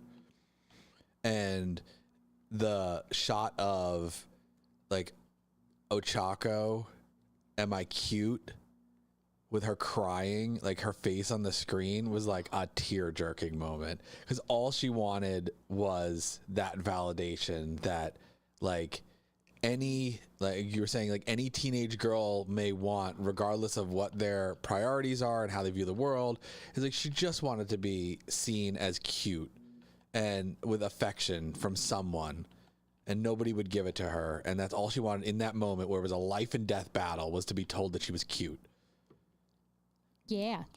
So I think they did a really good job of The fact that it came after Endeavor, like, was good, because if it went from that to the Endeavor resolution, I would have been annoyed. But it happened, like, it was the second to last thing that happened at the end of the season. So I think, though, you were annoyed for most of the season, so I don't know if that really would have changed anything. I mean, at least it ended on a high note. I also liked the stuff with All Might in the last episode, like where he doesn't have powers anymore, but he's able to use the super suit, and he replicates the students, because, and it makes a lot of sense for his character, because he's been saying throughout the entire time that he's been learning so much from teaching them. So it's the natural culmination of his progression is fighting in the suit and representing all of the students in various ways, all the things that they taught him throughout the time that he's taught them. So I think that's a cool. So it ended on an awesome note. I like that. And when, like, Shigaraki and Deku got to do a little bit of fighting, like, they didn't fight for very long, but the little bit of fighting that they did have was getting there in terms of being kind of cool. But Shigaraki was still being nerfed, but so I'm hoping that there'll be some cool stuff that happens in the next season. I'm hoping we get at least 2 more episodes of the fight with One for All All for One and All Might. I think we need two episodes of that. Just stick with it for 2 episodes. Don't jump back and forth or anything. Just give us that fight for 2 episodes to start off the season. And then after that's done, we can progress to Shigaraki and Deku and just stay there, because there's nothing else that's relevant at this point. No. I feel like everything else it will resolve itself, or it will culminate there. Like, I don't remember exactly where Gigantomachia ended up. I don't remember. He was on the original battlefield, but I don't know if he followed there. But we're pretty much at the point where it's like, we can resolve this. Like, All for One is going to kill All Might, I'd imagine, which will allow Deku to get his final level up, because he'll now have all of the access to One for All, because he has that ethereal version of All Might inside of him. Right. That's the only one that still looks like that. So once All Might dies, I would imagine he will fully get access to All Might's power, and he'll have that final level up, meaning Shigaraki can finally stop being nerfed. All for One can show up, and we can get 2-on-1 All for One and Shigaraki versus Deku. Then it'll turn into Deku pulling innocent Shigaraki child out of, like, bad Shigaraki, and then he'll turn good and he'll turn on All for One, and that will be the final fight as Naruto and Sasuke come together to fight the big bad guy. So it'll have a typical shonen ending, but, like, it can get there if they just do a better job than they did this time around. So, do you have any thoughts? I just want Ochako to die, but she won't. No, she won't. I do think at the very least we need at least one character death. Yeah. It should have been Endeavor, but Well, I don't think they're going to kill Bakugo. Well, I mean, I'm pretty sure Tora is dead. I mean, they killed Miss Midnight last season. Who's Tora? The fire guy? Yeah, Dabi. The Toya, my bad. But I mean, he's a bad guy. The bad guys can die, but... And then Toga looks like she's about to die. Yeah, I think they'll save Toga. But Miss Midnight died. Miss Midnight did die last season. And Night Eye died. Yeah, but that was... They don't like night-themed things, apparently. Midnight and Night Eye. Gosh. Those are really the only significant character deaths. I mean, they had a couple of people from the League of Villains. Yeah, but they weren't important. Yeah, they weren't really important. So, like, the only significant character deaths that I can think of are, I'm pretty sure... Well, Mr. Compress, did he die? I don't know what happened. He's not there, so I don't know what happened I think to him. he's dead. Yeah, I feel like he's dead. Yeah, I feel like he died, and I just don't remember him dying. But he might have died during that big battle. Oh, no.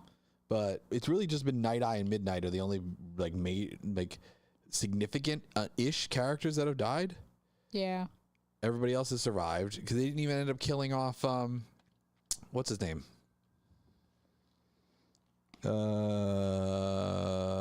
Hawks. Hawks. Yeah, they didn't kill Hawks. Oh, they killed Twice. Twice was a significant character who died. How did we forget Twice? Yeah, I like Twice too. Twice died, and the Hawks didn't have to pay for it. See, look how much money we made. Nice. And what was the other one I was thinking? Overhaul. Overhaul was the one that was like I thought they were gonna kill him, but then they didn't kill him. No, because they're heroes. They can't kill people. They had to bring him back to be useless. But I'm gonna drop the spoiler thing. Okay. In season 9 of My Hero Academia. Season 9. This ain't got 2 more seasons in it. Dear Damn Toretto, tomorrow we're all getting together for the flower dance. If you find a partner, you might even want to participate in the dance yourself. There's a little clearing beyond the forest west of town where we hold the dance. Arrive between 9 a.m. and 2 p.m. if you're interested. No. Dominic doesn't dance. I mean, I guess we probably should go, but we don't have to water the plants today, so that's pretty exciting. That is nice. Wait, is that today or tomorrow? It said tomorrow. Oh my God, we have 2,000 gold. That means I can go level up a pickaxe. No. Watch me. Jeremy is misappropriating our funds. What? Don't we want to get good stuff with our pickaxe? Jeremy, it's not important. Right now, man. What was the blacksmith bundle? Don't we need a better pickaxe to get the stuff that we need? No. We don't need that to get gold? No. How do you get gold? We get far enough down in the mines. Yeah, but you can't break the bigger rocks. So? We don't need to. Nothing comes out of the bigger rocks. There's no point in breaking the bigger rocks? A bunch of stone at once. I feel like there's a reason why you have to level your pickaxe.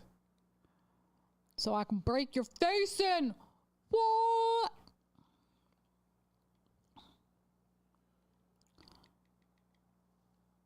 That is all. That is all. Or, Jeremy, hear me out. We can invest in a building. How much do we need to build a building? Depends on the building. Right now, we're just gonna try these. Baked goldfish, veggies, and fruits. It's green on the bottom. So this is what you get. You're gonna see my screen. Veggies and fruits. So I think it's just regular goldfish, but healthier. Healthy for the children. Goldfish. Healthy. How many servings of vegetables does it have? Look, we don't have enough. But we have the wood and the stone. Then we can make a barn. So wait, what is the first one? So the first one's a coop, 4,300 and 100. 350, 150, 6,000 for a barn. There's a well, a silo, a mill, a shed, a fish pond, and then other little cabins and stable, pet bowl, slime hutch. So what? Which one do you want to get? I mean, we can only buy the ones that are 2,000 or lower. So. Well, we still need wood and stuff. I have a whole bunch of wood and stone in my storage. So we got to make money first, and then we can do that. Now, as I was saying, I'm going to have one of these healthy goldfish. Well, which is the best one mechanically? Which gives us the best advantage? It just tastes like sad, stale goldfish. Good answer. Well, you also have to offset the cost of food. Like the cows, we can feed the grass, especially this time of year. Chickens, actually, I think the chickens eat grass too. I have more mixed seeds. But it doesn't say how long the seeds take to grow, right? Those seeds are 4 days, but the mixed ones, it does not. So, is it worth me planting this or wait? It doesn't specify a season, so I think you might be okay.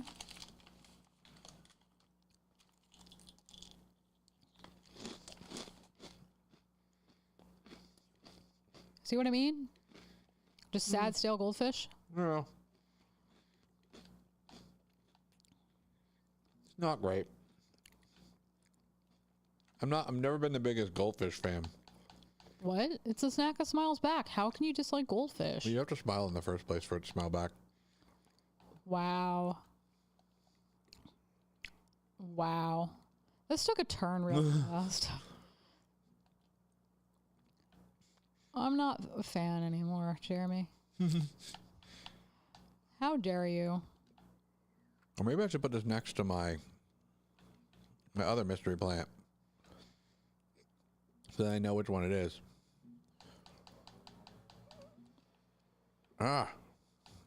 Always clicking the wrong button. Poor Jeremy, always clicking the wrong button. Button. Who's got the button? You got the button. I've got the button in me. That sounds weird. I have planted my mystery plant. But what mystery plant will grow, we'll never know. Probably. You're down in the mines yeah, I'm again? trying to get to 25. Well, we have a better sword now, so. Yeah, it's not helping much. Do we want to try the red hot goldfish? Yeah, we could try the red hot goldfish. Oh, by the way, this is what the bag looks like now. It's not being chroma keyed. For anyone who cares.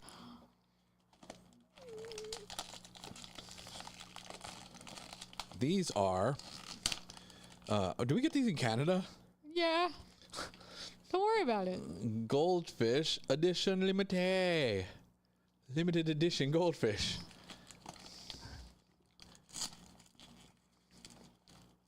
Frank's Red Hot, which is probably my least favorite hot sauce. So. Really? Yeah, because it's like budget hot sauce. It's What's wrong with like the budget, man? Huh? What's wrong with the budget, man? But it's like, I don't want something that actually has flavor. I just want something that's just hot. I'm sorry, it doesn't meet your expectations. Or did it meet your expectations by being bad? Let's see.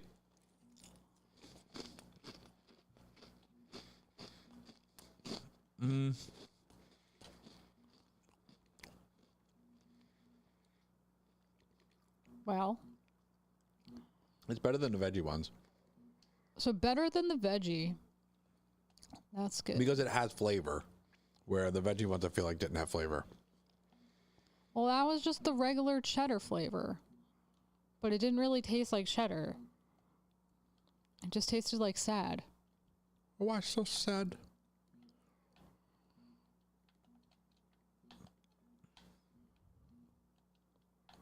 God.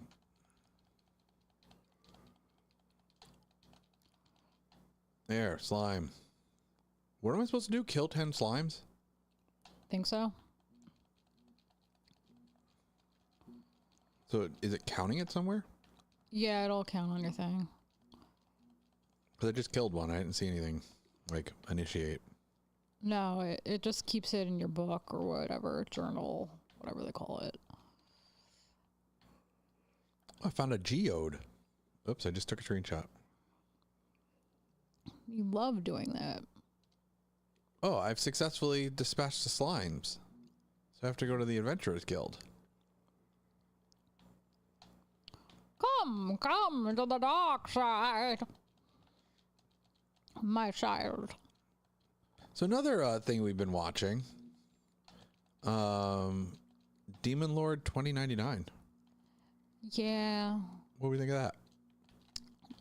I like that it's a reverse isekai. Hate just about everything else. Really? You don't like it?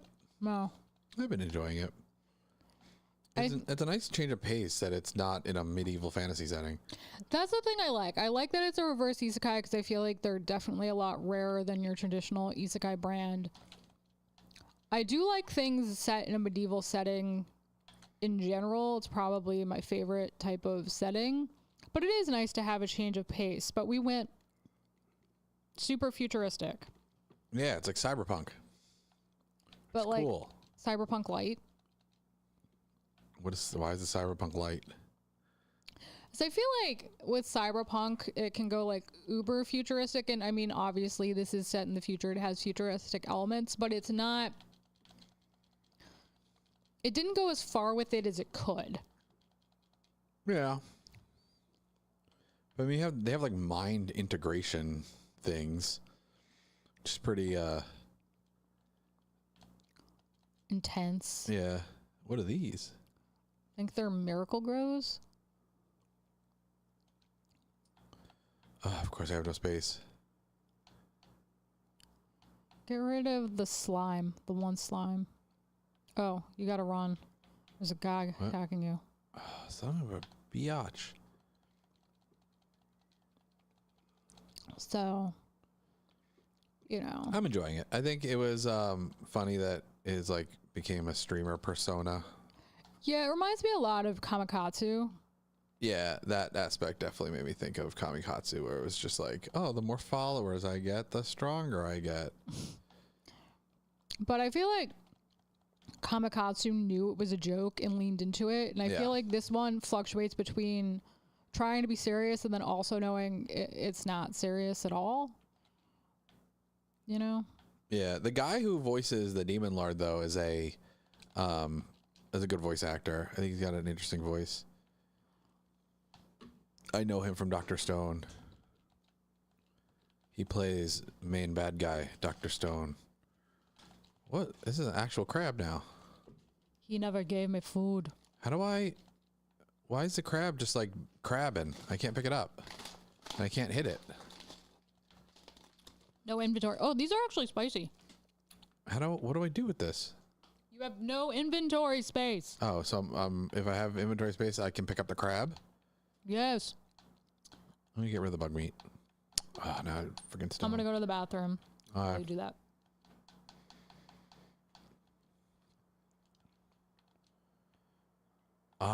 I have a crab. We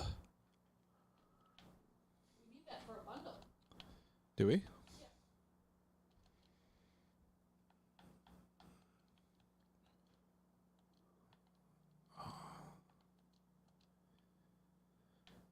I need another bag upgrade.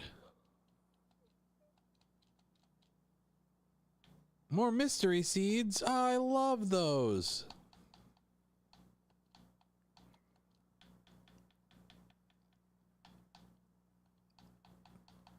I don't need this slime.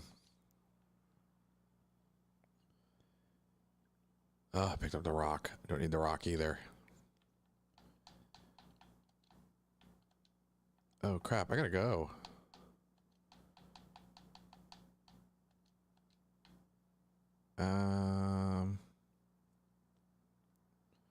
It's already almost 10 o'clock.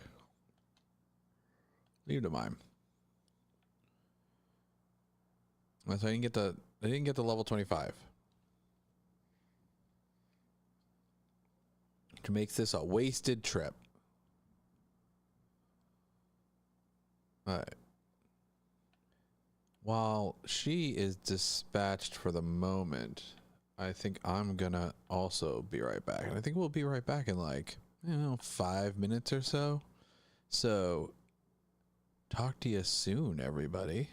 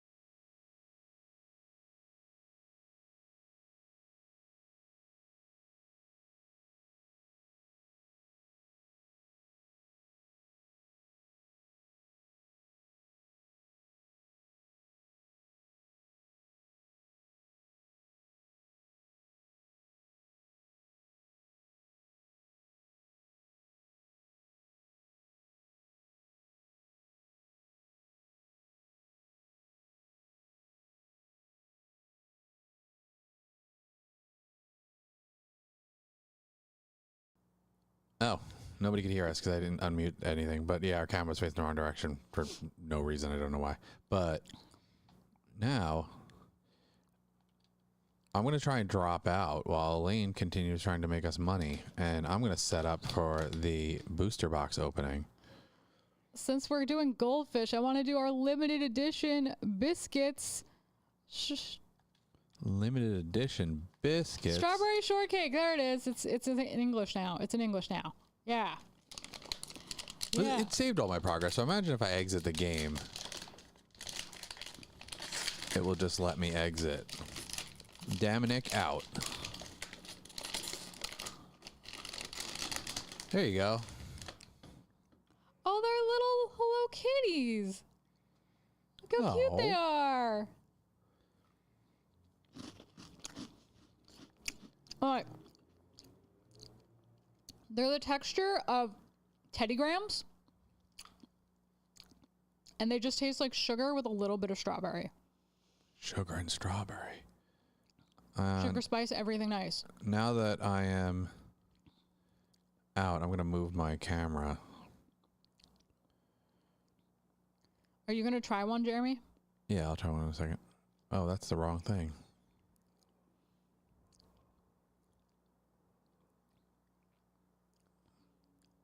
Wonderful, Jeremy. That's you. It's this one.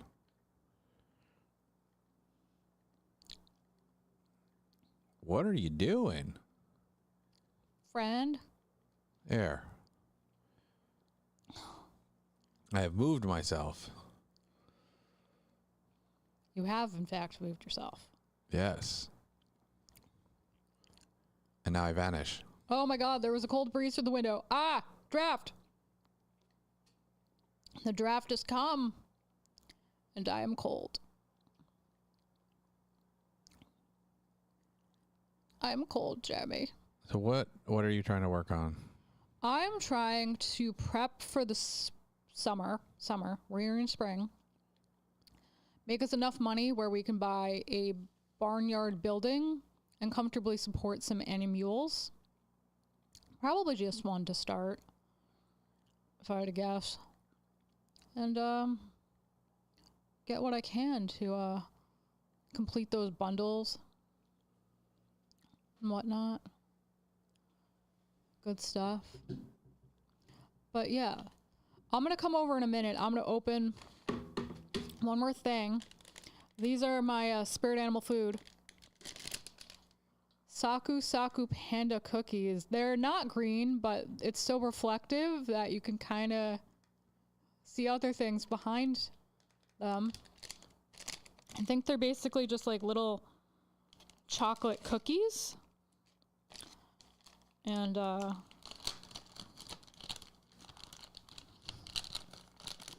they're all stuck together. Oh, they're like pretzels, but also open-faced Oreos.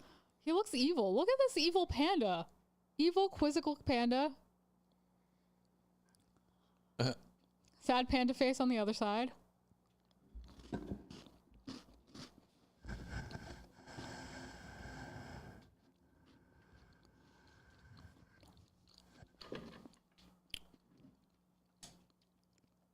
Okay, that's a cheap, bitter chocolate on an even cheaper cookie. It's really bitter. Really harsh. Everything went downhill after the cuteness of the panda. Ugh. And it has a coffee aftertaste.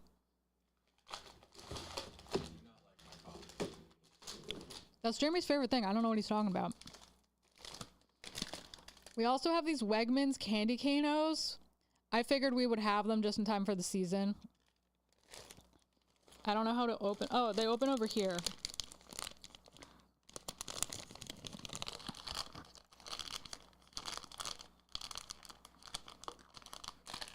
The struggle is real. The struggle is real. I actually can't get them open, Jeremy. Wait. I can help you. No, here it is. I got it. I lied.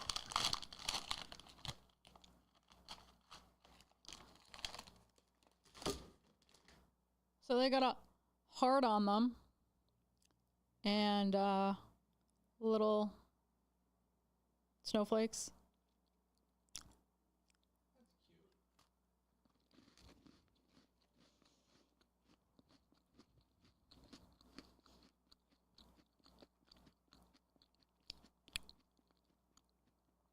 It's like a toothpaste in chocolate with a little bit of bonus sugar. And I think they might have crushed up some candy canes because there's like a crunch in the cookie. And it leaves a fresh mint aftertaste in your mouth.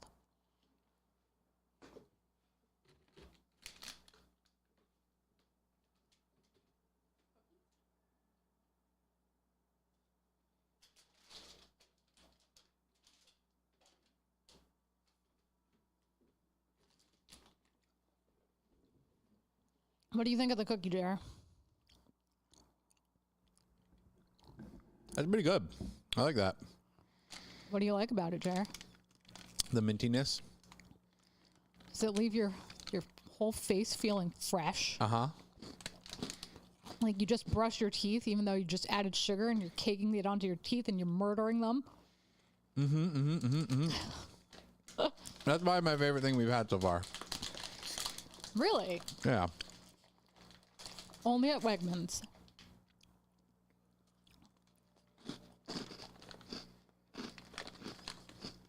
Are you excited for this unboxing, Jer? I am. Are you going to tell the people about it as you unbox? Yeah. This French graham cracker goldfish, or what's it, strawberry shortcake goldfish grams, like Hello Kitty, Yeah. are good. See, I give a description of the food, Jeremy. You just say if it's good or bad, or you make a face. It's true. Together we make like a whole person reviewing a food. With our powers combined, we are a human.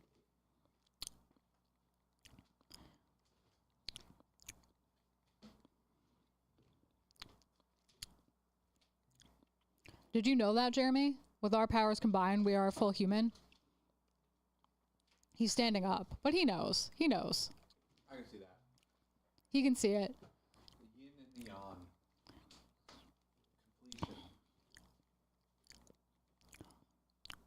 Completion. You need to entertain the people while I set up. So, what else can I do to entertain the people while I set up? Well, Jeremy sets up. I said that backwards. I did. Because I'm a silly girl. I can talk about all the anime I want to watch. Some of which is Farming Sim. That's the interesting thing I've realized. Like, with all the anime we have watched, we haven't really watched anything with a lot of farming in it. Like, some people are from agricultural towns, but that's not quite the same as being a farmer. We had The Legendary Hero is Dead, where he was obsessed with turnips and radishes and stockings for some reason.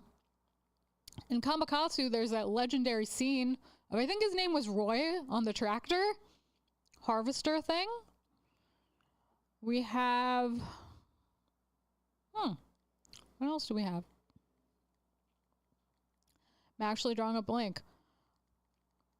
There was this one anime I watched. Oh, it might have been Kaijo, actually, where for part of their training, they had to pull out turnips and radishes for farmers. Dominic Toretto never pulls out. That's how he gets such a big family.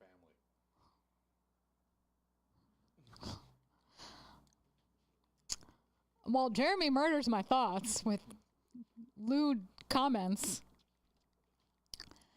Yeah, so they had to pull out these turnips and radishes that were tied to a rope, which was tied to their middle, by like twisting their hips and their booties around, swinging them around town, and just plucking them out of the earth. Seems like it would be a very slow and process that wouldn't work very well, but you know, what do I know? I'm no farmer, only in Farming Sims. So, here we are. This is the closest I can ever get, guys. Closest I can ever get. Right here, right now. Jeremy's coming back with a wonderful playmat so all the cards stay safe. He's got those farmer vibes in his heart. He's got a little flosser dangling from his lips like a toothpick. Very cute. If we were real farmers, Jeremy, what would be your favorite thing about farming? Oh, he might not be hooked up right now. It's just me. The animals. He wants to have little animals. But at the same time, I feel like his least favorite thing would be cleaning up after the animals. True. And he says that's true because, you know, cleaning sucks. Oh, they heard you. Well, they heard me that prior, but I turned it off again. Well, he likes to turn his thing on and off, so you just have to hear me. And, well, you love me, so why wouldn't you want to hear me? Like, I'm amazing. Like, yeah, all the ways. If we ran a farm, my least favorite thing would also be cleaning up after animals and the smell, because, you know, I have a very sensitive nose. And I think my favorite thing would be sampling all the wares. Like when we grew tomatoes and like apples and stuff, like I'd want a fruit farm because, you know, I'm a fruit fanatic. We wouldn't make a lot of money because I'd be eating a lot of the merchandise, but I'd be happy because I'd have fruit every day and I can't live without that. So the boys can. I can't. I need my fruit every day or I'm a very unhappy panda. No scurvy for me. Fun fact, every year at NYU, for many, many years now, there is a scurvy outbreak amongst the male population because apparently they don't have their mamas there to tell them to drink their darn orange juice. So they just drinking soda and eating pizza and they're not getting their vitamin C. So they get the scurvy like the pirates did back in the day. Like I kind of assumed at this point in our history, our long progression as a human race, that scurvy just wouldn't exist anymore because we know how to deal with that.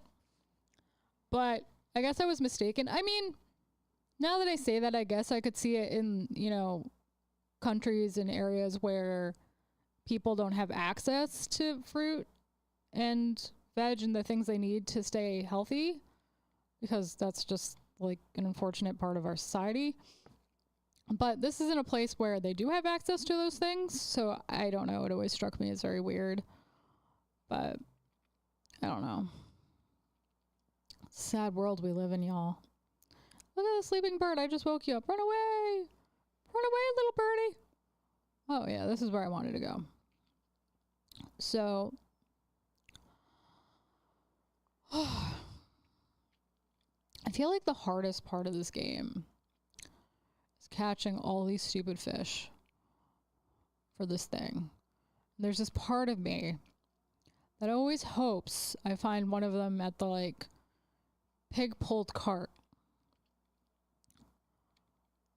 so I don't have to do it myself because I'm a bum. Just saying. Had a little hiccup there. Are you going to hit a wrap up point so we can do this unboxing? I'm going to run back to my wonderful little farm so Jeremy can do his unboxing. You can comment too. You will be able to see it. I'm also going to keep eating things because I can. I'm going to like, it's going to be snack and a show for me. I hope that's okay. You really don't have a choice in the matter, but that's what we're doing. So we will know that's going on in the background as I cover you up. Yeah, I'm just selling some fish. Don't worry about it. I'm not fully covering you up because I'm going to put you in front. But well, how thoughtful of you, sir. But you can still see the game. They cannot. How dare you, sir? I am the entertainment. You're just here with me. I am just hands. You are just hands. So I just put myself. These are your hands. What? They just can't see. They just can't see them. This is like that. We should open up the box like we are on. Whose line is it anyway? I will be your hands. Oh God. So, I don't have a slicey devicey. You should have thought of that. I will get one. So I'm logging out of the game and keeping the people entertained by showing off this lovely Lottie. I used to call them koala cookies as a kid. I don't actually know what their real name is, but they're shaped like koalas. They're little biscuits. I used to buy the chocolate-filled ones, but these are a new flavor. They're filled with soda. I'm assuming it's a Ramune flavor, but I don't know for sure. It just says, oh, baked cookie, koala no march, soda float. I hear about that a lot in anime, but so especially Punariu is a kawaii slime. She talks about soda floats and melon floats all the time. So like on the top, they usually have this like little collectible sticker and you can kind of see it, but I'm chroma keyed, so you know, it's shiny. It's very wintry. I'm doing a seasonal thing. Don't worry about it. I'm very interested to see how they taste. They come in these like little silver packages, little koalas on them. You open them up, they have like little koala faces. They're not just shaped like koala. Oh my God, they're like weirdly bluish gray. See, I don't love this color like this koala loves its existence, but oh, and they smell like blueberry soda. Really? Like strongly like blueberry soda. But see how cute they are? This is why I loved them as a kid, because I get to see like which characters they were and then eat something that was chocolate filled. But now we're doing the soda. So let's see how this tastes.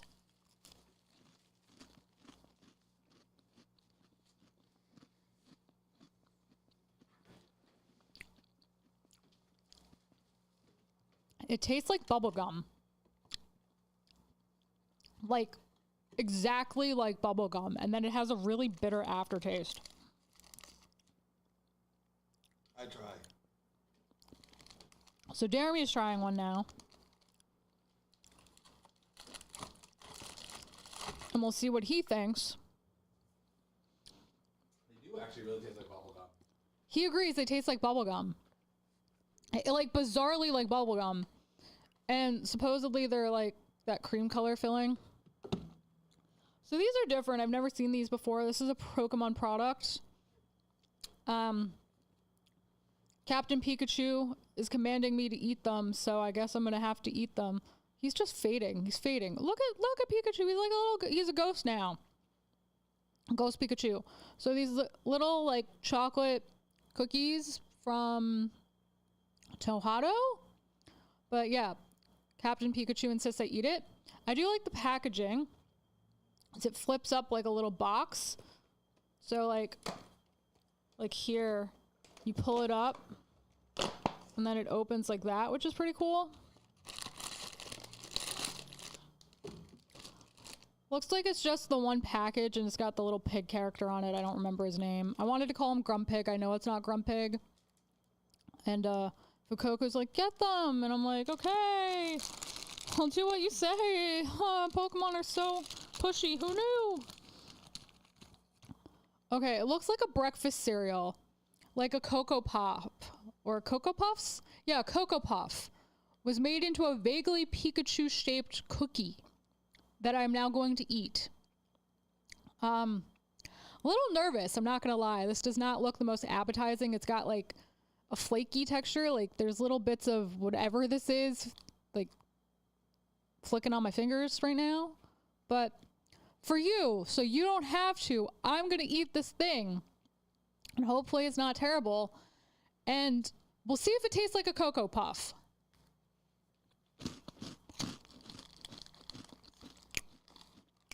Yeah, it's just a Cocoa Puff without milk. What do you think, Jer? Cocoa Puff without milk? Kind of stale. You think they're stale? I didn't think they were stale.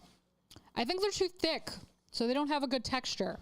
That's a thick ass puff. Jeremy. I don't think I have the stomach for the other treats we had in store, so we'll have to save them for the next stream. Should ask Lakota which were the ones he was waiting for us to open. Don't worry about it. We opened most things. So next time we will have spoilers. Some Oreo themed snacks. And we'll eat them and they'll be good and everyone will be happy. But what was your favorite snack of the day and what was your least favorite? The panda one is probably my favorite. Listen to the latex glove ASMR. That's actually interesting because I didn't think the pandas were that good. I think the little koala cookies might have been the worst thing we had in terms of a food. The yuzu drink was definitely the worst. The Hello Kitty was the best drink. My favorite snack. I don't know what my favorite snack was though.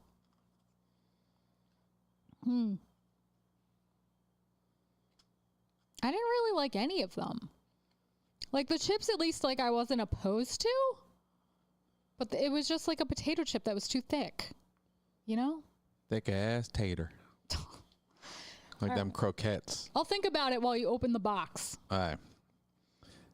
Primal TCG Battlers of Bethesda. Nice artwork on the outside. Ooh, flips open. Fancy. You see this person. I have not really kept up very much with the spoilers for this one. So I'm going to be seeing a lot of these cards for the first time. I did have some set 2 stuff come out of some of the deluxe packs, but it's got some cool things. I did pay attention to some of the spoilers, so I am aware of some that can come out. And they have the cards with the numbers. I completely blanked on There's a new serialized, yeah. Thank you. So that looks like an angel. We pulled a serialized card in our first box opening for Awakened Primordial. So maybe we'll carry that luck over. Maybe. So this is Aerial Assault. Our box topper. Yeah. So that is in fact an angel. Yes. I'm smart. Well, no, it's a it's an ability card. Seraphim. Well, it doesn't have a type because it's an ability card. Well, maybe it's an angel on top is what I'm saying. I mean, its requirements are air. So you don't even need to be an angel to use it. So there are different types of, what is this? Is this a different type of pack? Oh, no, they alternate. Okay, I see. So different art. So they got guns and then they've got not guns. I was shooting and I was flying. Let me separate them out. I feel like it's a weird choice to have them like alternating like this rather than just doing like one side and one side. And I'm just going to sit here and look cute.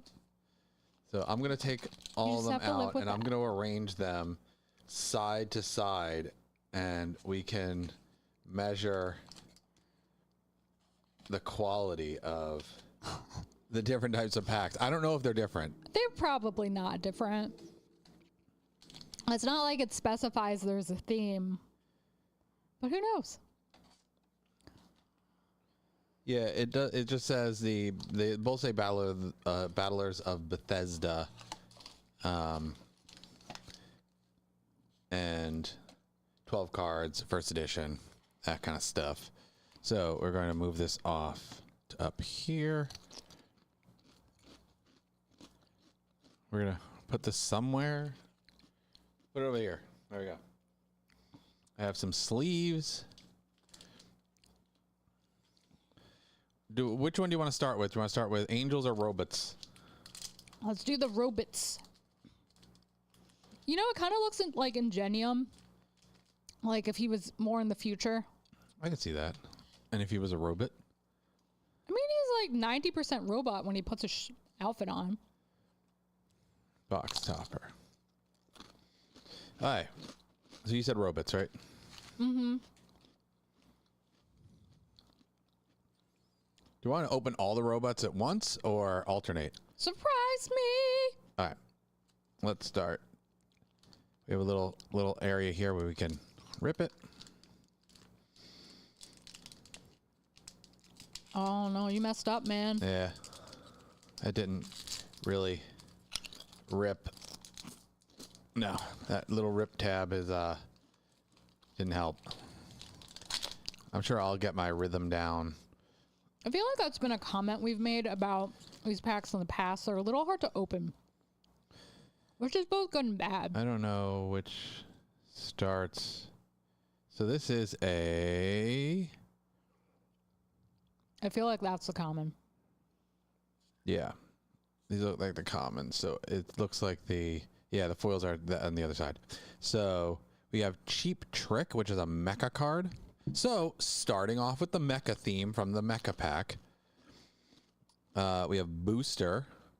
Look at the top 3 cards of your deck and move 1 ability cards from among them to your hand. Then move the remaining cards to the bottom of your deck in any order. If the user has mecha, look at the top 6 instead. So mecha, another mecha. So maybe there is a theme. Oh no, this one's an angel. Oh no, you were wrong. Wrath of the King. How dare you be wrong? Air Magic. Mimi's Vacation. I feel like Mimi's always getting thrown into these bad situations. This one's kind of cool. Ongoing. You may play this card from your discard pile as though it were your hand. That's pretty cool. User gets +2/+2 this turn. If this card was played from your discard pile, move it to the bottom of your deck. And, I mean, it's air, but it only costs 2 colorless. So, you can play this pretty much in any deck. Mimi's Vacation. Sasuke's Inner Demon. That's cool. That's his inner demon. He is not only a dragon, but he is a demon. Oh, definitely a demon. The Instigator. He's got Rush. It looks like they have little mustaches on their faces. Lift it up again. Yeah, it does have a mustache. Oh, little mustache. It's just like that the first card, the mecha card, also looks like it has a mustache. It's like a bowler hat. I realize we are missing a light. We've been missing a light this whole time. I'm going to get up for a moment when Jeremy sits down and get some water because I have like little bits of potato chip just stuck right here, just waiting to make me cough. Absolute Zera. That's cool. Your other air and water characters in this card's team get +1/+1. Cool. Pollux Pride counter. Permanent 1. If a card would move to the discard pile, it moves to the expel area instead. That's a cool one. I like that. I like that art. It's a big old sword. I'm pretty sure for the Puerto Rico 5K there was a Pollux Pride variant of that, if I'm not mistaken.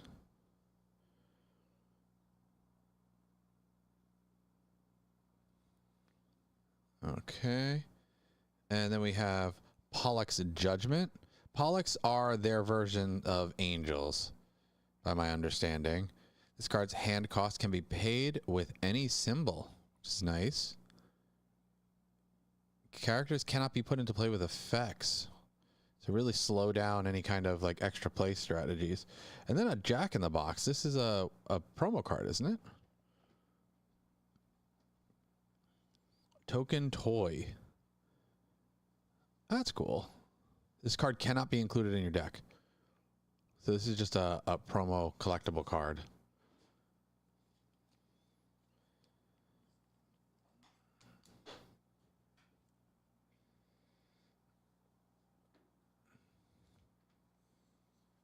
Maybe it's something that is made by another card, because it does say token.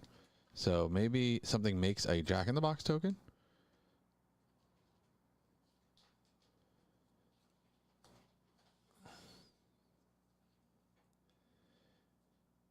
So we're going to move over to the Angel pack this time.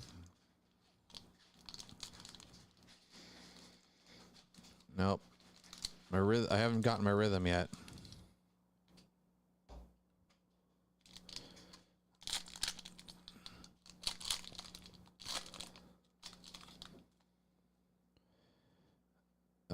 What did I establish? That the rares are on the back?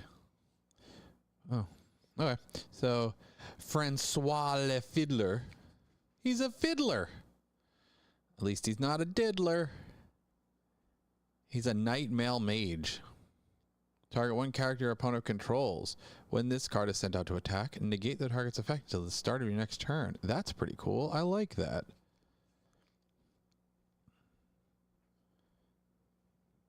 I don't know if this necessarily has to be sleeved, but I do like the art of this one. Your mic is off, but yeah, sure. You're not wearing gloves. I'm wearing gloves. Do you mean just like tear them? Yeah, I was gonna tear them. So do you want me to give you some? So we have Henry. Target one ability on the chain. Exchange of abilities. You can pay to negate the target. Blazing Tackle. Requirements Mecha. One character opposing the user. Injure the target if it has lower turn costs than the user. Become standby. Junker Mouse. I like that. If your field card has the fire symbol and this card is expelled from your graveyard pile, or your discard pile, your graveyard pile, your discard pile, you may draw one card. Morgana, a female android. So I'm assuming when it says it needs to have mecha, it means the bottom symbol here would be mecha, because this doesn't have mecha.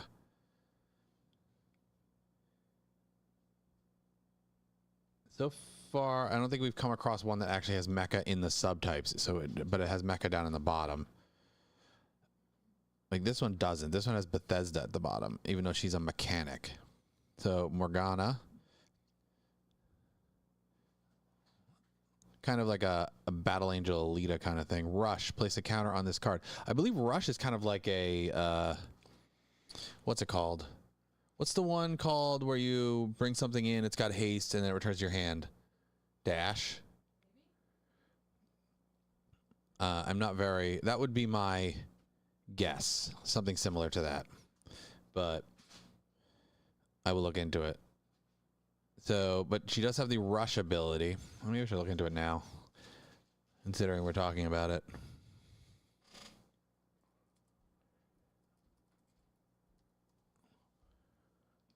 I don't really know how. I feel like it would be. It would be a little hard for me to look this up live because I got to go through the whole rule book, but maybe Elaine can find it. It says dash is usually actually 3 different abilities on one keyword person. No, that's dash. Dash is a Magic the Gathering turn, but I'm talking about rush. Rush is a keyword from Primal, but I've never seen it before. Counter one target. Activate target one counter on a card. Remove one counter from one card you control. If your field card has a fire symbol, duplicate the target. That's kind of cool.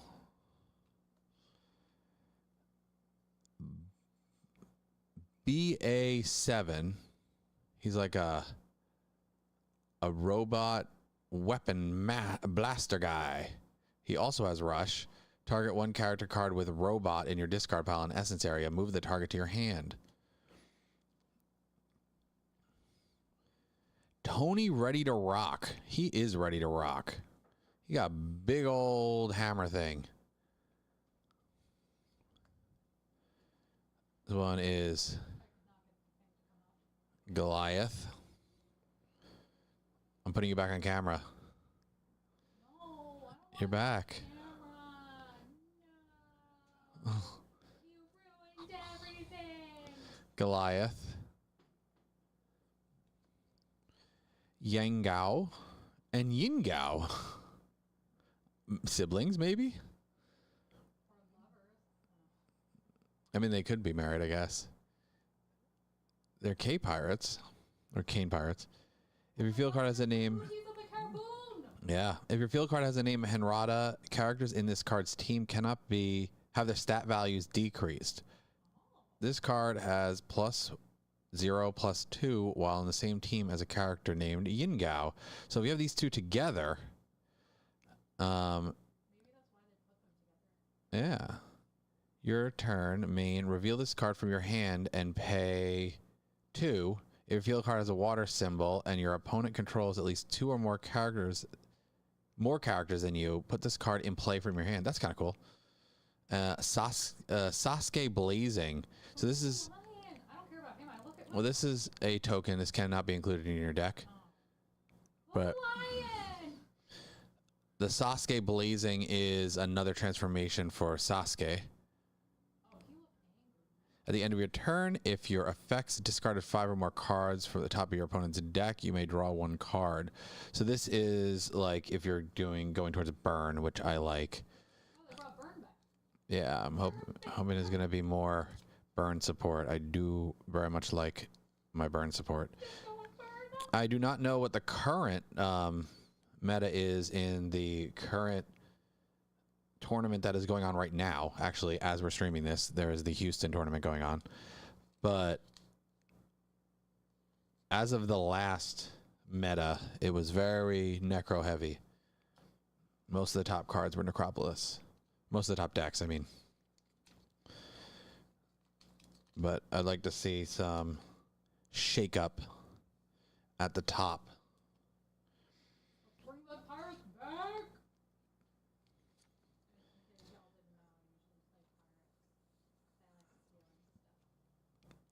Okay. You know, Jeremy, everything that stores is down mine because we're dating. Yes. That's how that works, guys. That is how it works, apparently. When you were dating, anything your girlfriend wants becomes hers. But everything that's hers is just hers. What did you open 1 pack? You're like, I'm going to help you open packs, and then you opened 1 pack. Well, because I was making a lot of crinklies and I didn't want to upset you, but I can come back and help if you want. That's fine. Just enjoy the pretty cards. You just want to complain, guys. Henry, Full Metal Betty. She, Seems like someone you want to hang out with. yeah. Transformation from Betty. So, you know, Betty becomes Full Metal. Your turn, main, you can pay various things. Draw 1 card. If you have fewer cards in your essence area than your opponent, move 1 card from your hand to the bottom of your deck. Does it say Big Pinky? Big Pinky, yeah, she was in the last deck. She was in the last pack. She targets your counters and she can duplicate your counters. She's a mechanic.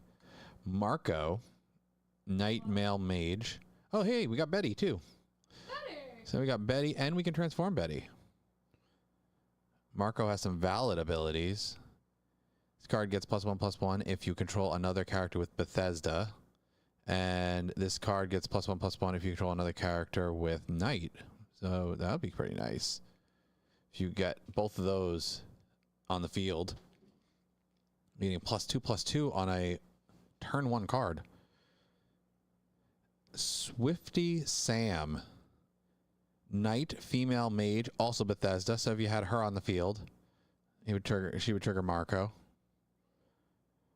This is your turn. Reveal this card from your hand and pay 2. If your field card has a fire symbol and your opponent controls at least 2 more characters than you, put this card in play from your hand. That's a similar effect to Yingao? Cervantes. Male vampire mage weapon blade. He got a lot of stuff. If your field card has the name Drake's Castle, I'm trying to move my mic. Drake's Castle. When this card is expelled from the top of your deck, you may move 2 other cards with vampire or blood in the name from your expel area to your discard pile, and if you do, heal 1 character you control with vampire. Jasmine. Although, I feel like the drape of her dress makes her look a little bit pregnant. It does drape a little bit interesting in the front. Maybe she's concealing weapons.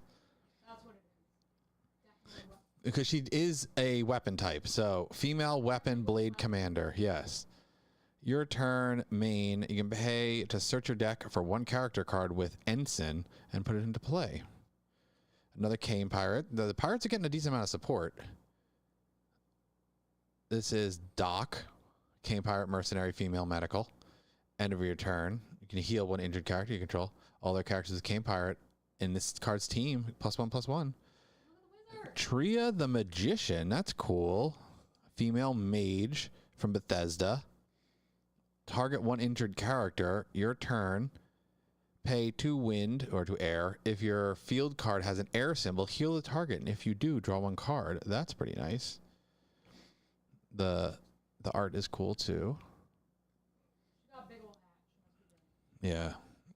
The importance of a character is based entirely from the size of their hat. And she got big hat energy. And we got going green. Counter permanent 1 ongoing. Players cannot play ability cards. And the next one's kind of cool, but we're going to sleeve this one first.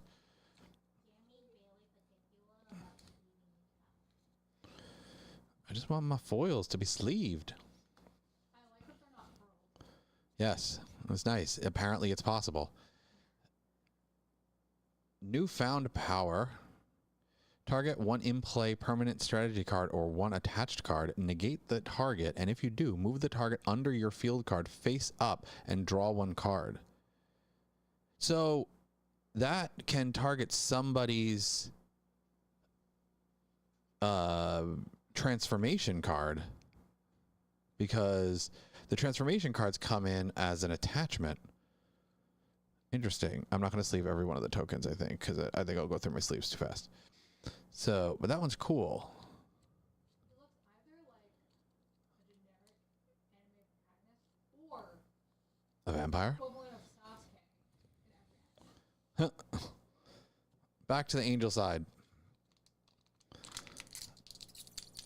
think it's better if you just like rip it from the Oh, scene. I bent the last one. I bent the last card.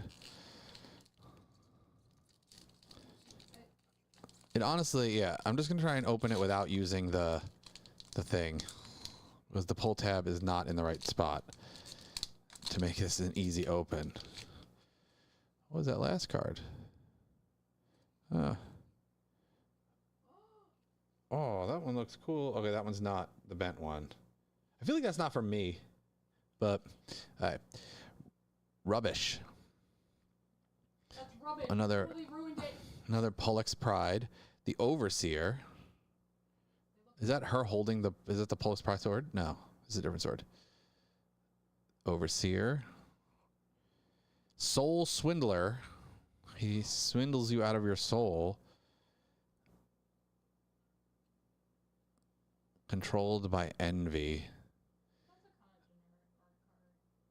The permanent, unique, target 1 character on the battlefield, opponent's turn, exchange of abilities, discard this in-play card. The target gets -1/-1 on his turn, and then if the target's leader value is 0 or less, discard it.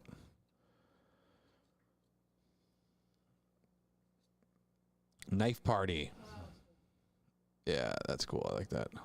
All characters with weapon you control get +1/+1/+1. Yami. I like that one. That one, I think she shoots up to higher tier waifu territory. Need to get a full art. So, promote 2. Promote is like being able to play a card, I believe, from your hand by paying this. That's 1 more, or 1 more than the promote cost, something like that. Valid, this card leaves play. You may give... Or this one returns to your hand and you trade it for a card that's whatever the promote cost is, something like that. You may give 1 in-play character -2/-2 this turn. So you can bounce her back to your hand, I believe, and then play a stronger card or a higher turn card and give the -2/-2. Young Drake. He's reading. Jester Chester. I like that.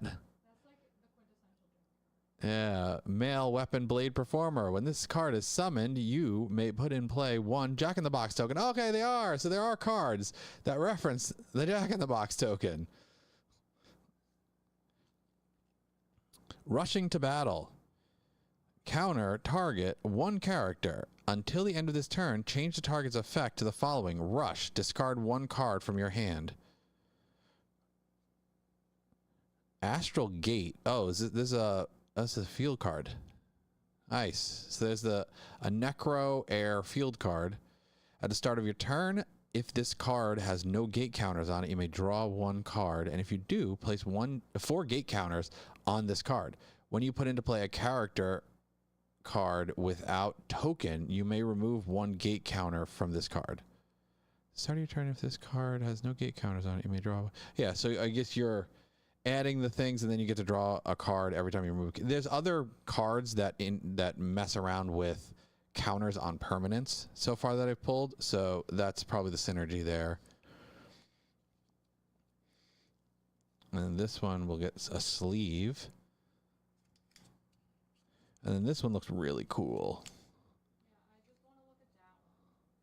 Zala Enraged. So this is a transformation for Zala. That one looks really cool. Yeah, show me a cool waifu. Now you can read the art while you show it off. Transformation, Zala, ongoing valid if your field card has the name Draconic Palace. Ability cards used by other characters with Dragon in this card's team cannot be negated. And we're getting a lot of counter stuff, so having that is good. Yeah, that one's really cool. Zala is one of the designs that I like towards the bottom of the drag inked, but this definitely is a cool interpretation of her. The bent one. It is no, it's a strategy card. Yeah, see the corner. But this is the one that changes. I do have other versions of this, but this is a new version of the Omnitech cards. You have to go on the website, and there's an effect that all of the Omnitech cards take on at a given moment. What was that? That was this, all right? I gotta situate myself a little bit better because I was getting no back support. We are on to robots again. I'm gonna crack it here, and then I'm gonna open it like this. Well, I don't know how to do it otherwise. No, you open it at the seam. What do you mean open it at the seam? Do you need me to come around and show you? How did you open it so easily? Oh, there we go. But the pack doesn't rip very well that way. Oh, honey, I was Okay. as you know, I'm great at opening things. Didn't make it in the box. Flip it over. Air Magic. Essence Whip. This is interesting. She looks like she had, like, from far away before you brought it closer, and I could really see what it was. Remember those, like, halos you would get if you were, like, a really naughty kid if you were orthodontist? Yeah. That's what made me think. Is she getting like the air sucked out of her lungs, like she can't breathe? Little air bubble. Essence Whip is kind of cool.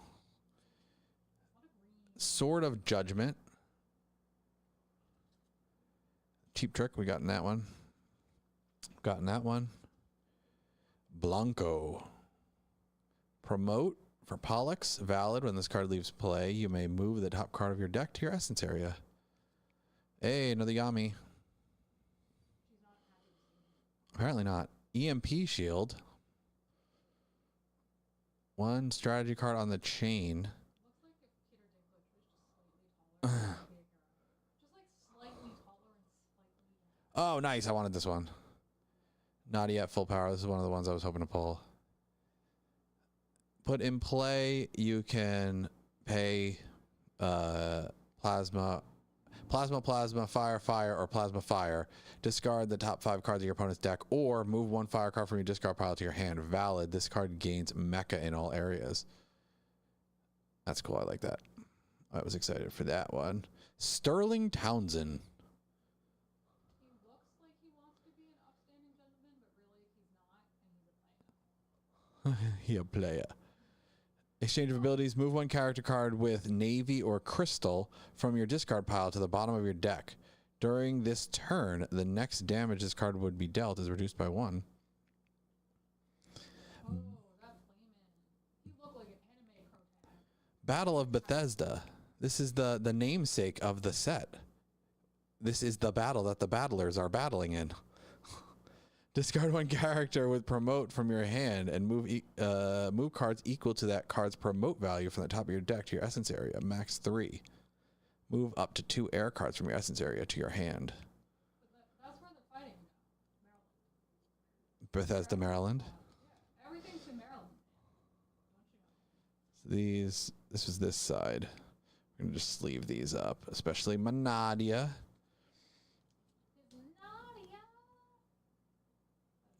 Now you have a choice to make, is whether you want to transform Nadia to her full power state or you want to transform her to her dragon state. Decisions are scary. Don't make me make them. Don't make me think. I just want all the nice things. Can't I have all the nice things? Isn't there a way? Maybe. Back to the angel side.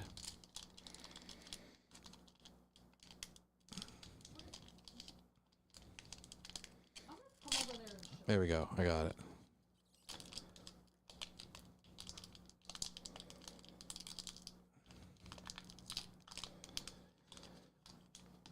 They don't open easily. That's what I just did.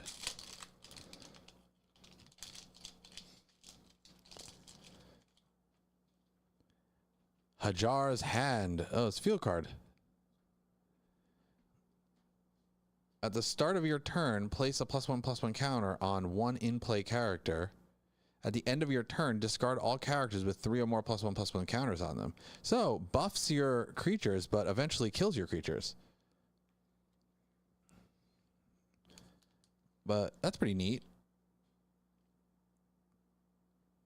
Any creature that remains on the field is going to just get buffed immediately on the next turn.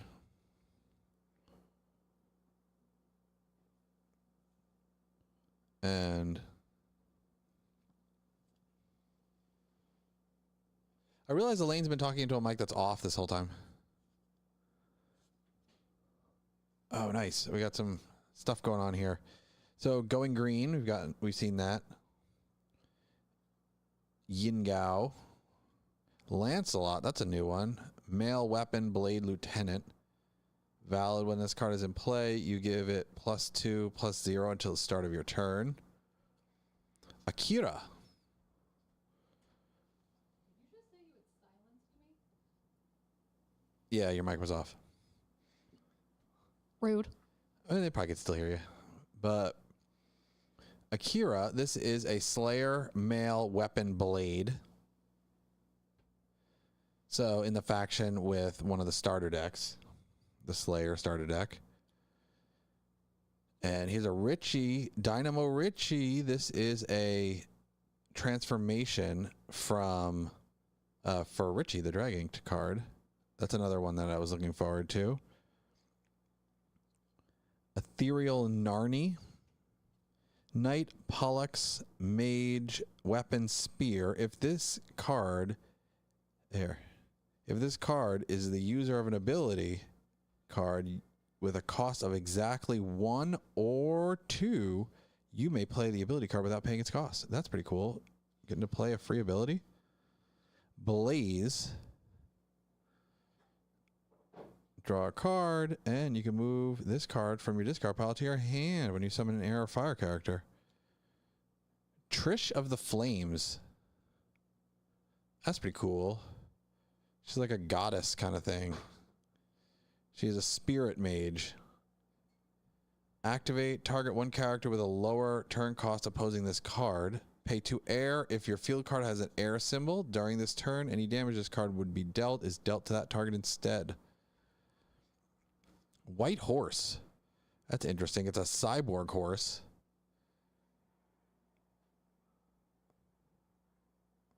Looks like something out of Warframe. Trigger, if your field card has a fire symbol, when your effect discards this card from your hand, you may draw 1 card.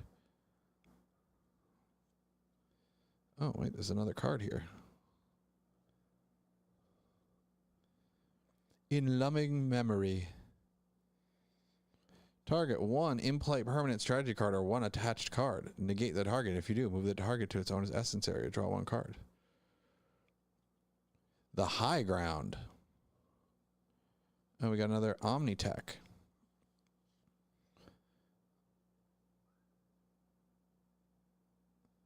One strategy card in the chain. You control 3 or more Terra characters. Negate the target, excluding characters with token.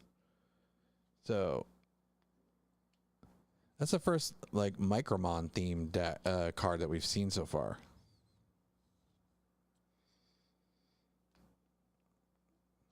Sleeve up Loving Memory. I realize we're going to run out of sleeves. Everything has 3 foils in it.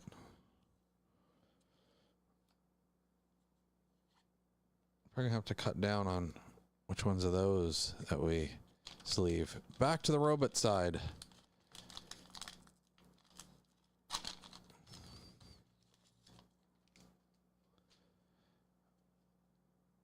Full Metal Betty. Timon. Guardian Male Mage Weapon Blade. Trigger, put in play a character card using Promote. Move this card from your hand to your essence area. Draw one card. Lucy. Female Pollux. Promote 1. Valid when this card is sent out to attack while injured. You may place a +1/+1 counter on it.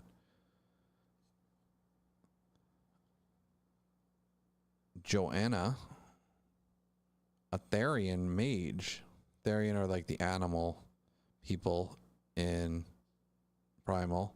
Valid when this card is injured. You may injure one character with a turn cost of 0. Ooh, Healing Spirit Jana. Female Therian Mystic. Target one injured character. Main exchange of abilities. Move this card from your hand to your essence area. If your field card has an air symbol, heal the target. That's kind of cool. I like her design. The old Pollux Tail. I don't know if Pollux are angels now. I thought they were angels, but while your turn marker is 2 or less, players cannot win battle rewards.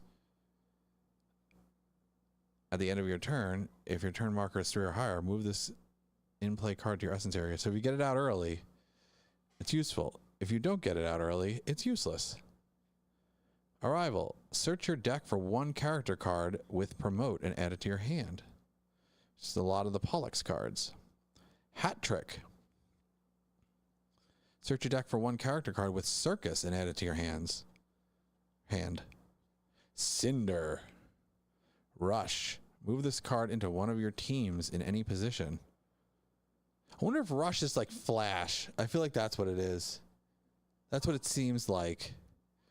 I do have to look it up, and if we do figure it out, and when we post the edited version of this video, we will let everybody know.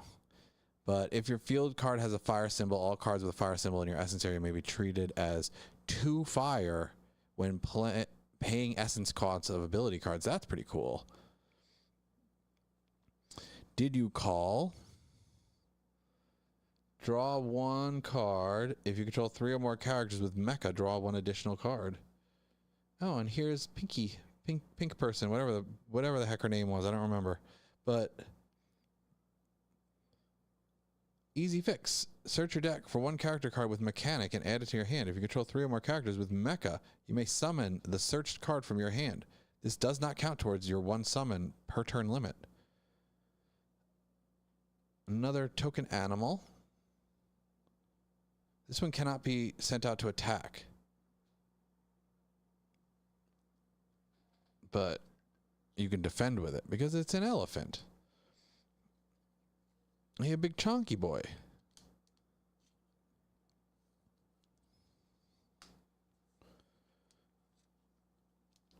Let's get these sleeved.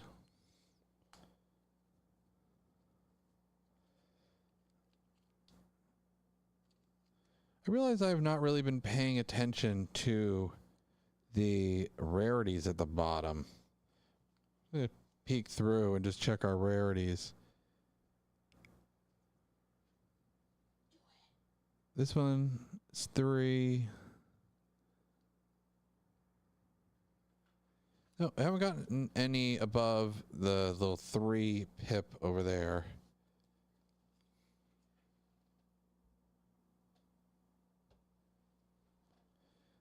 And on this side,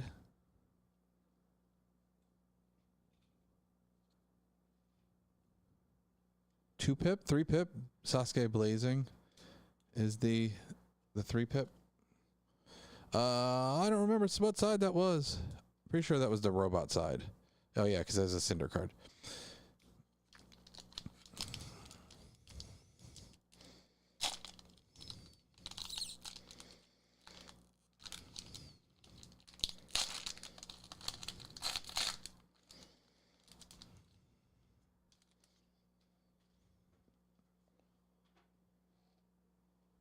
Okay. Francois Le Fiddler, Henry, Full Metal Betty, Timon, Lucy, Joanna, Sterling Townsend, Zala Enraged, non-foil, Drunk Off Power. That's interesting. Look at that one. He got his head taken off.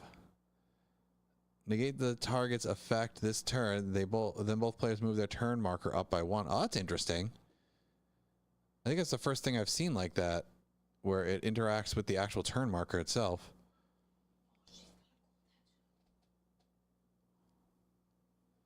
She's got a cool tattoo. She's tattooed.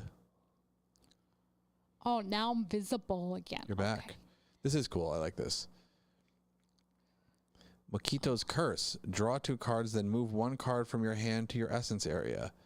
Main, exchange of abilities. Expel this card and another card from your essence area. If your field card has water symbol, discard 2 cards from your opponent's essence area. You may only use this card's activate effect while this card is in your essence area. That's cool. I like that. A foil Dynamo Richie. He's on the cover, I think. Is he? No, on the box, I mean. And Advanced Cybernetics. Boobs. It looks like one of the Evangelion suits. Yeah, it does. It looks very plug suitish.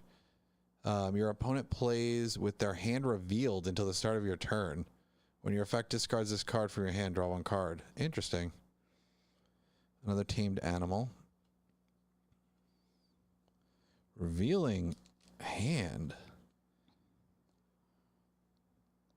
That would be good if you were worried about them doing some combat tricks on you.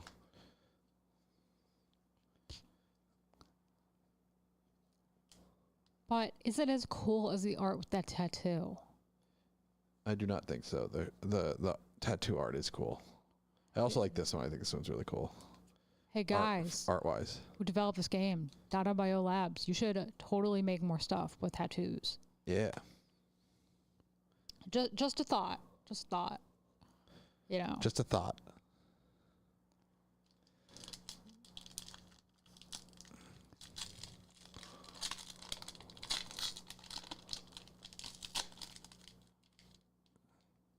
Android Uprising. Not the Cybermen.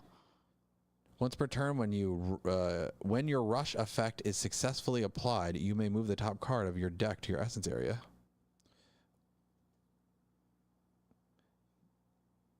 Destina. She looks like she's Egyptian. Yeah. Female Pollux. When this card is put in play, heal all characters with Kaiser you control. Kaiser? Activate your turn. Exchange of abilities. Injure 1 character you control. Move 1 air ability card from your discard pile to your hand. She's a 7 to start. Yeah. She's the leader. That's pretty strong. Pretty strong. It's pretty strong. There are not many cards that can deal with that. Thomas. Or Tomas. Knight Male Mage. It's a guy from before. We haven't revealed this one yet, but it's the guy from that other card. Yeah, that's what I'm saying. It's the guy from before. Your turn, main, reveal this card from your hand and pay, was it 2? If your field card has a Terra symbol and your opponent controls at least 2 more characters than you, put this card in play from your hand. I feel like that's like the 3rd or 4th time we've heard that effect. Lily Lollipop. She looks nervous. I like this card already. This is very me-coded. Female performer, target 1 in play strategy card. Main, discard 2 characters you control with token, negate the target if you do discard it. So that means it works. Yeah, that rhymes. Negate the target if you do discard it. This plays off of the Jack in the Box one because he makes the tokens. Venomour. Valid. At the end of your turn, you may place a poison counter on one character your opponent controls. Vincent. Why is there always a Vincent? It's a popular name. Male vampire enchanter. If your field card has the name has the name Drake's Castle, then this card is sent out to hey, can you stop? Sent out to attack. You may move 3 cards with vampire or blood in the name of your expel area to the bottom of your deck. If you do, this card gets +2/+0 until the start of your next turn. Oh, I was wondering what that black spot on the thing is. It is the corner of your green screen. There's like a black spot. I was like, is that a crack on the screen or Daredevil swap? Exchange all the cards in your hand with the same number of cards from the top of your deck. Then shuffle your deck and draw 1 card. Hey, you should shift your chair over to your left just a tiny bit to get rid of that little black spot. There you go. Black spot gone. Naval warfare. Ooh. Do you have a flag? Be as death, but as a kitty. Yeah, very, very as death. One strategy card attained. Your opponent has 15 or more cards in their discard pile. Negate the target. Oh, let's put them here. Absorption. Woo. She's cool looking. I don't have her card yet, but requirements: mage plus turn cost 3 or higher. Target 1 character card in the turn cost equal to or less than the turn marker from your discard pile. Attach the target to the user. While the target is attached to the user, from this effect, the user gains the effect next of the target. Wait, with that effect text of the target. God, I can't read. No, you can't. It's okay. There's another field card. Power station. Looks like moons. When you activate character's rush effect, the character gets +1/+1 this turn. You may activate rush effects twice per turn. Oh. So we're going to put that over there. Victor. We had Vincent and we have Victor. He wants to be a husbando so hard. He's trying. He's got a really small glass. Target 1 character, turn cost of 2 or less for your opponent's controls. Put in play, expel 1 character you control. If your field card has the name Drake's Castle, expel the target until the card leaves play. Aerial Assault. This is the one that we have the box topper for. Welcome back, my friend. And another Mama Ganesha. It's your sister-in-law's favorite card because it's got an Elefanta. An Elefante. An Elefanta. She loves Elefantas. This side. Jeremy sleeves the cards. Jeremy sleeves the cards. You know what would be nice? Getting our final Captain Kane. I doubt it's in this set, but I just want one. I have a full play set of Captain Kane. Back to this side. You can do it, Jer. You can do it. This one doesn't want to open. I think it's the curse of whoever's on camera that they just can't open the packs good. It's just the rule that the universe has decided we must follow. Yeah. It's performance anxiety. Oh, okay, sure. It is. That's what the whole being on camera. Sort of judgment. Live performer. That's one we haven't gotten yet. Oop. Live performance, dear. What? You said live performer. Surprise attack. Booster. New upgrade. I thought it was like farting out something or other, but that's sorry guys. Mech suit. This is It looks like Ezio in a mech suit. It does. Yeah. Search your deck for one character card with the same name as the user and add it to your hand. If that card has transformation, you may use its transformation effect, ignoring turn cost. If you do, move it into the user's original team in any position. That's pretty good.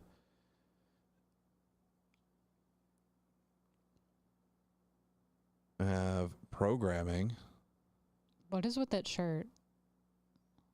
I was struggling to figure out what was going on there, but now I got it. It's like a sweater. Target 2 fire cards in the discard pile. Discard one from your hand, and if you do, move the target to your hand. Target 2 fire character cards in your discard pile. Discard 1 card from your hand, and if you do, move the target to your hand.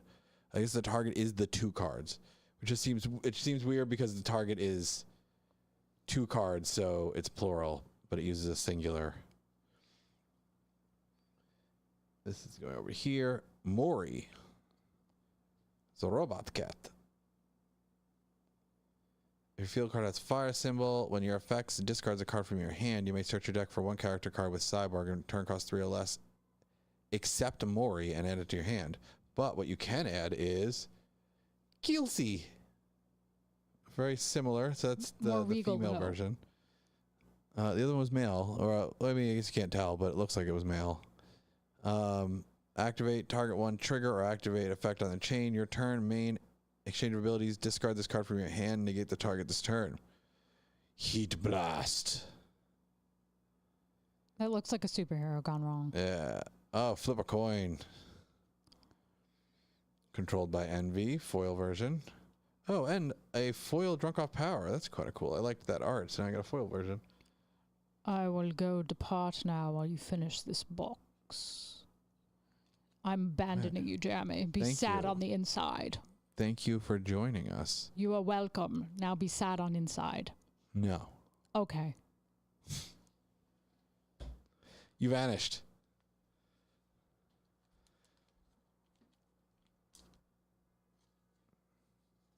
Hey, sleeving. We still have what looks like half the box left.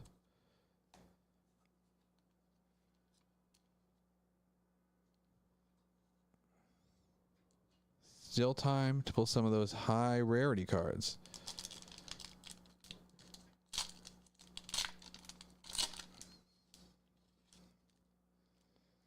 Ooh, this one's a nice design. Celine. Ooh. A vampire mage.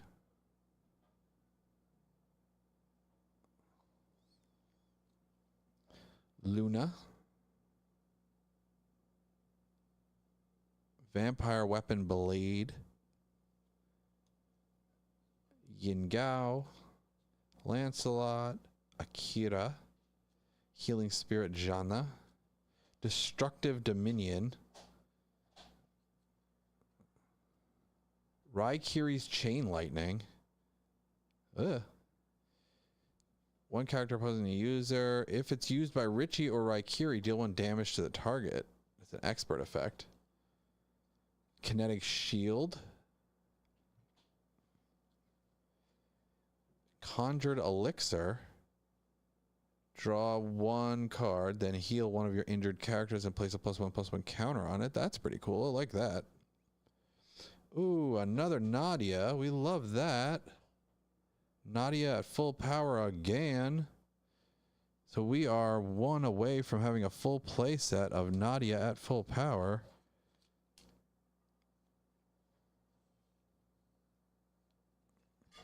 My burn deck will like this thing.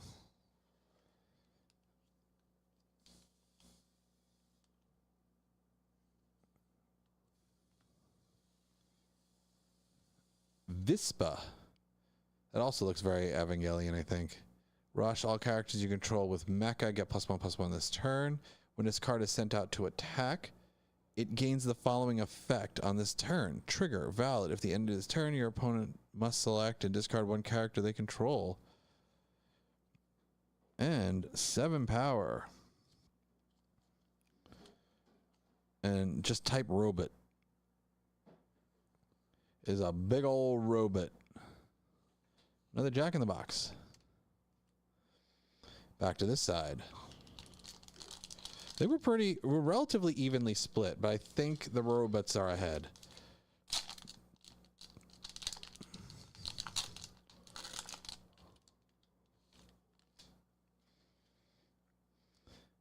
Venomauer, Betty, Swifty Sam, Stinger. That's kind of cool. I like that one. Little mecha toy person. Vincent, Marco, Maury, Khaleesi. I wonder if they... Keelsey. I wonder if that's twice in a row that they've been next to each other. Swatter.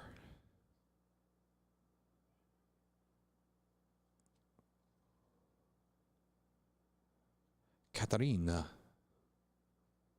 Pollux Mage. Promote. The Overseer. A foil version. And the old Pollux Tail. Also a foil version. I'm just going to start moving a little bit faster here. So I'm going to wait to sleeve. Unless we hit something legend.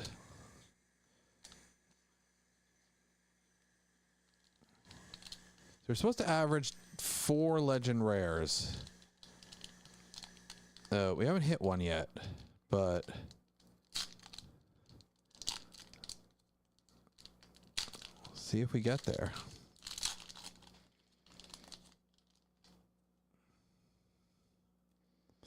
Wrath of the King, Air Magic, Essence Whip, Aerokinesis, Francois Le Fiddler, Henry, Tony. I think it's new. I don't think we've gotten Tony before.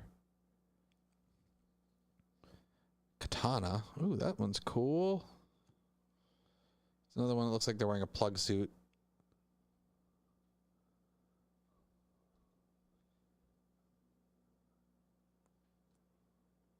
Formulated Dragon Energy Surge.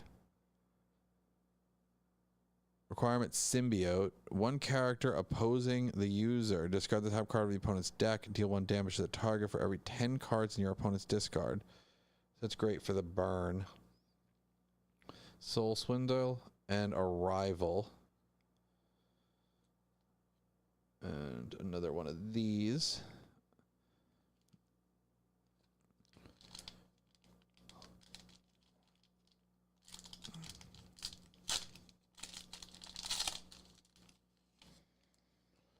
Hajar's Hand, so another field card. Another copy of that. Oh, we're on the wrong side here. This side. Going Green. Android Uprising. Yin Gao. Lancelot. Akira. Tony Ready to Rock. Oh, we did get the Tony Ready to Rock, but we didn't get the other Tony. So that's a transformation from Tony. Now we have both of them. Goliath. Newfound Power. Inherited Wings. That's new. The turn player must attack with at least 1 team if possible. That's pretty cool. I like that. That's a newish effect. A foil Lancelot. Graceful Palace. We've finally got the field card that they've been referring to on the Pollux cards. Once per turn, when you put in play a character using Promote, you may draw 1 card and move the top card of your deck to your essence area. That one I will sleeve. So I feel like the one we haven't gotten yet is the Drake's Castle. We haven't gotten that one yet. That's the one that I can think of off the top of my head that has been referenced specifically. I don't think that one's been referenced specifically, but it kept saying if it has an air symbol, and I'm assuming that's the one it was referring to.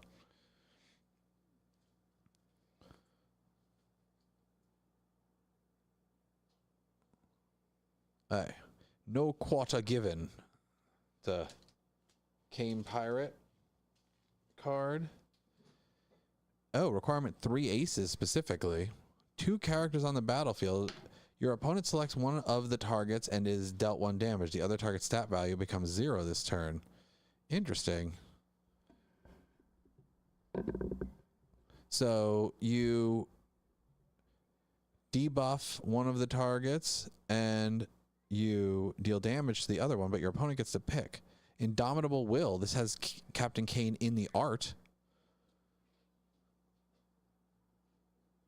You may play this card from your essence area as though it were your hand. So it's essentially got camouflage, but camouflage I know is for creatures, I believe. So amplified strength. That's a new one. He almost looks like Rimuru from Slime. Optimal Flux. Still hitting like decent chunks of new cards that you haven't hit yet. You may play this card from under your field card as though it were your hand. I don't know if have we hit a field card that references putting the things underneath the field card? Is it this one?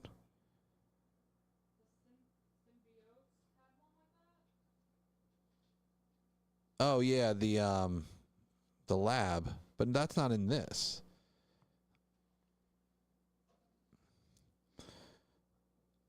Wrath of the King. Project Mori and Kielce. Hey, this is the person who built the do cat things. Draw 2 cards and move the top 2 cards of your deck to the essence area at the end of your turn. Discard all cards in your essence area. So it's like, use them or lose them. But you get a lot of essence all of a sudden. Oh, Elaine, I think you'd like this one. This is like yellow as death. Wow, it looks more like the changed soldier people. Yeah, I can see that. Female weapon, gun, ensign. So this is an ensign, like the thing referred to by the other one. Target 1 card with navy you control. When this card becomes the user of an ability card, you may give the target +1/+1 this turn. She's definitely up there in terms of top tier cleavage. Even for a card game that has a lot of cleavage in it. Grand Slayer Lilith. Slayer, female, weapon, blade, name Lilith. During your turn, characters you control with female cannot be the target of effects of characters your opponent controls with male. Target 1 injured character sent out to attack. If your field card has the name Slayer's Guild Hideout, draw 1, deal 1 damage to the target. Nice. So this one can get put into the Slayer's starter, like a building a Slayer's deck. Akira. Oh, that's a foil, so I should put that aside. And then another foil version of the... I'm going to put this one aside too, just because she's cool enough to get a sleeve. Another power station. And this side.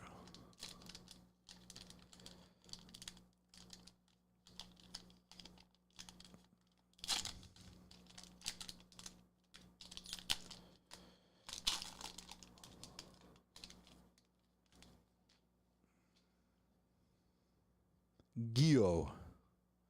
It's me, Gio. Male Pollux Weapon Blade. Promote 2. This card gets +1 for each other character with Pollux in this card's team. So you can get, +1/+0. So you can get it up, pretty high. So if you have, say, well, there was the one that allowed you to put it into its team, so that would break the amount. So you could theoretically get this to a 6 if you could get some finagling onto the field. And it's a turn 0. Teresa. She looked like a crazy Pollux, like a fallen Pollux. Valid at the end of your turn. If this card is injured, you may heal it. That's pretty cool. And its injured value is 5. When its healed value is 1. So you kind of want it to be injured. Hey, Elaine, they have a card called Zeus. And it is a female. A guardian animal. Wait, what? That's a lady. I mean, I guess ladies are animals, but that's a lady. That's a hate crime in words. I mean, males are animals too, but I mean, is Zeus the lady or is it the horse? Because there's a lady and a horse on this card. Maybe so. Oh, maybe it is. She is the guardian and it is the animal. The horse looks like Pegasus. Your turn. Reveal this card from your hand and pay 2. If your field card has air symbol and your opponent controls at least 2 or more characters, then you put this card in play from your hand. Heraldic Pride Leo, another guardian animal. This one's a lion with camouflage. Target 1 character your opponent controls. When this card's team wins any victory, you may injure the target. Full Metal Betty, Timon, Heat Vortex. Still hitting new cards. Requirements Mage, 1 injured character, discard the target. Ooh. Like this one. Requirements Kaiser, 1 character opposing the user, injure the target. If the target was already injured, discard it instead. Bloody Chains. This guy's got a hand with a thing in it. Requirements Necro, 1 ability card in the chain, negate the target. Expert Vampire, expelled all cards from the discard pile that includes blood in their names and deal 1 damage to the user of the target. For every 2 cards expelled this way. Oh, wow. Advanced Cybernetics. Yang Gao. Chimera Cyborg. This one's an interesting card. Very like Robo Venom. Your turn main expel 6 character cards with Cyborg from your discard pile. Put this card in play from your hand. Target 1 character opposing the user. Exchange of abilities 4. Move the target to the bottom of the owner's deck. That's cool. That one's a strong card too.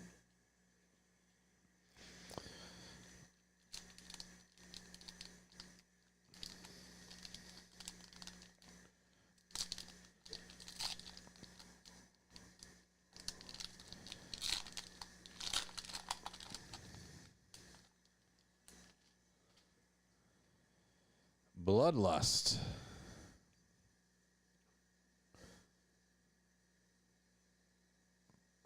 A Victor Expert card. Final Showdown. No quarter given. Undoubtable Will. Amplified Strength. Heraldic Pride Leo. Swatter. Zala Enraged. Jester Chester. Ooh, new one. Ooh. Oh.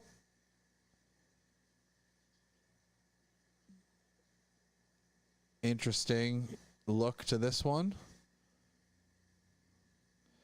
If this card is blocking, reveal the top 2 cards of your deck. Move up to 1 fire or plasma character card from among them to your hand and the others to the bottom of your deck. When this card is sent out to block, it gets +1/+1 this turn. And that's a valid ability.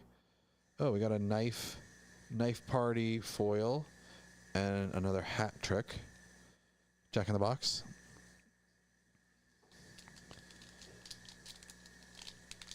Sun's getting real low there, fella.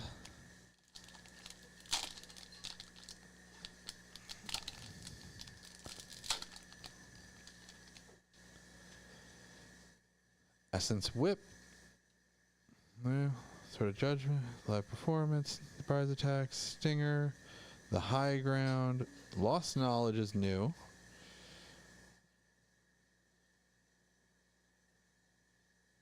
Interesting. Another negate. There's a lot of negate in this. 50 strong.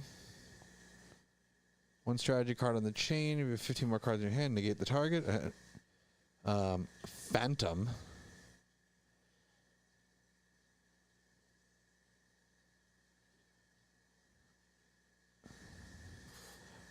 Foil Rubbish. Divine Decree. It's the Pope! Elaine! What? Look! What?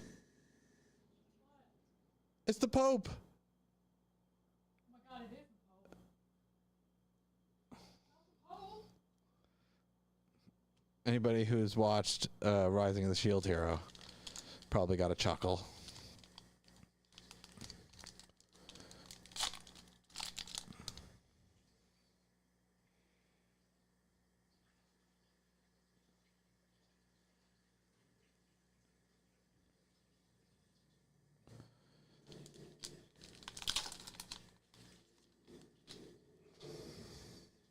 In loving memory. Spy. That's a new one. This side.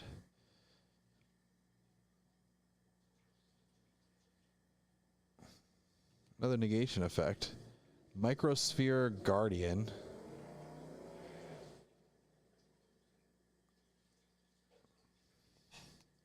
Fire Altar. Here's a new field card. Activate target one character you control. Exchange of ability. Pay one. Target gets +2/+2 this turn. So you just have a ready, always accessible +2/+2 bump on your exchange of abilities phase for just paying one. That's pretty strong. Fire Terra.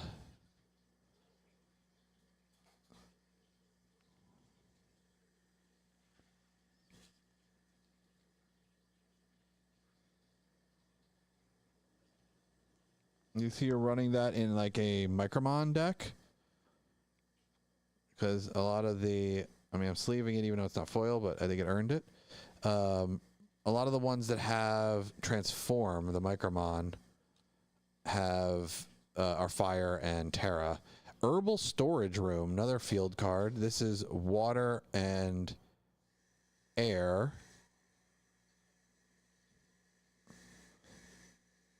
And target one in-play character you control your turn main to heal the target.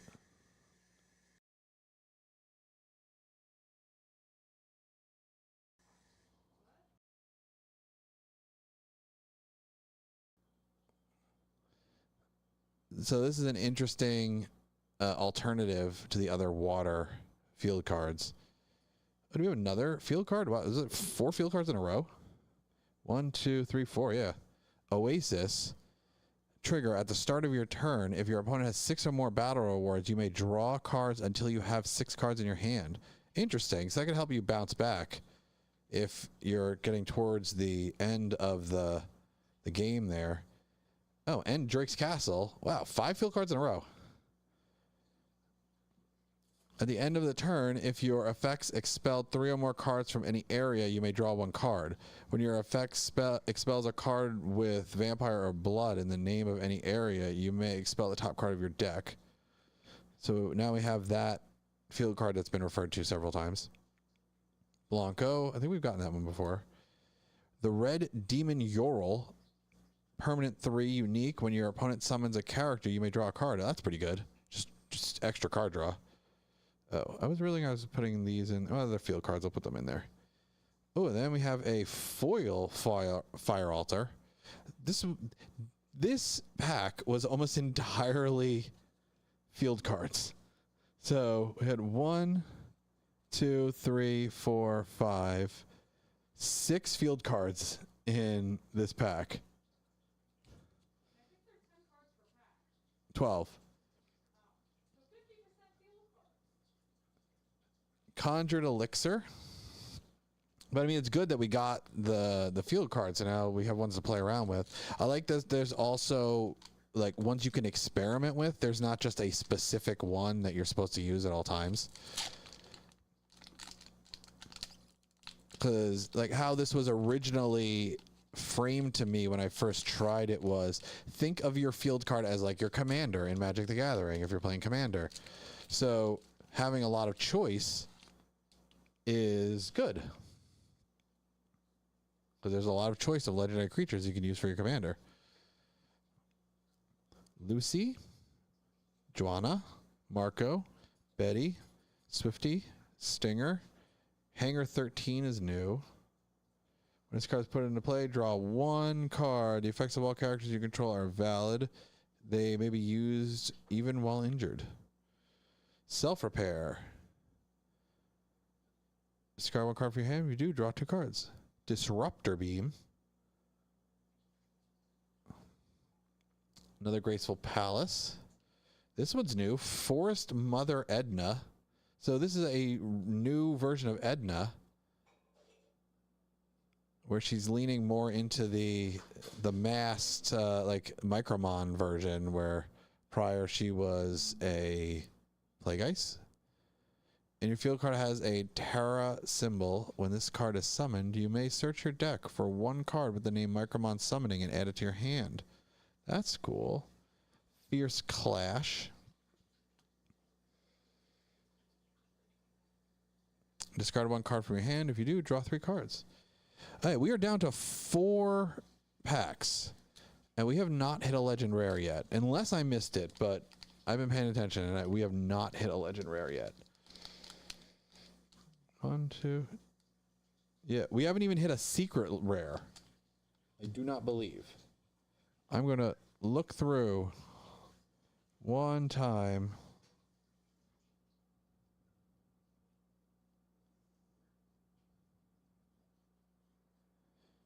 Not on this side. Up to the ones that are already sleeved.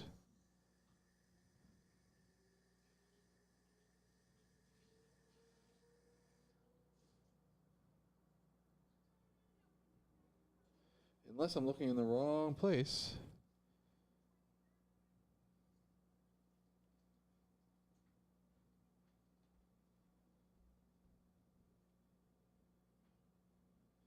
Unless someone tells me otherwise, we have not hit a secret rare yet.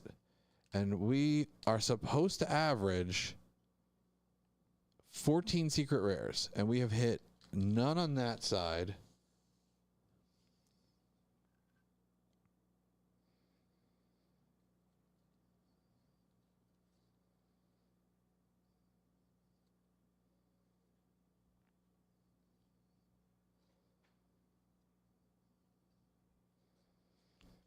None of these.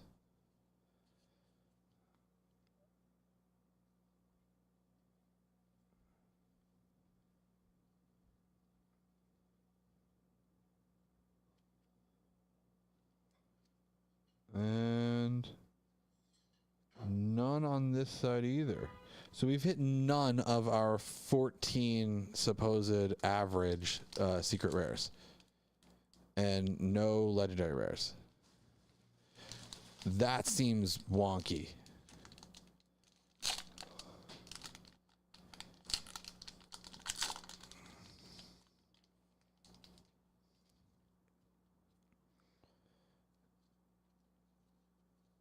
If we hit any new stuff. Bullseye, that's new. And Ringmaster Ray is also new. So this one.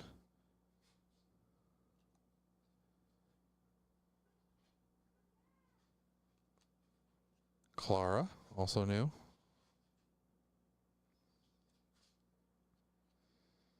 Heavenly Smite. Heavenly Smite is the one that can be serialized. This is not a serialized version. Spy. Serialized. Or not serialized, sorry, foil. Lost Knowledge foil.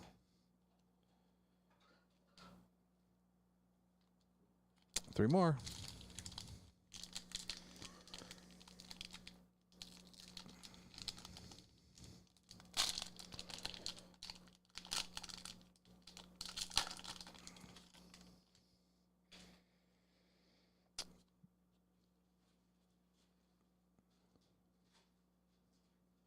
Galahad is new. Galahad. Oh, no, this is an ensign, so it can be summoned by that card. Unique. If an opponent's ability card targets any character with Navy and its card's team, increase the ability card's essence cost by 1. Another Pope. Pollock's Judgment. Pinky Suited Up. So this is a transformation from Pinky.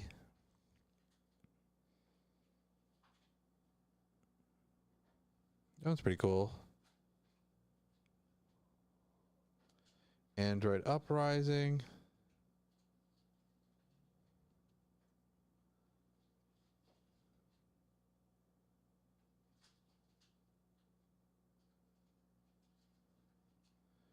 And Omnitech. Last one on this side.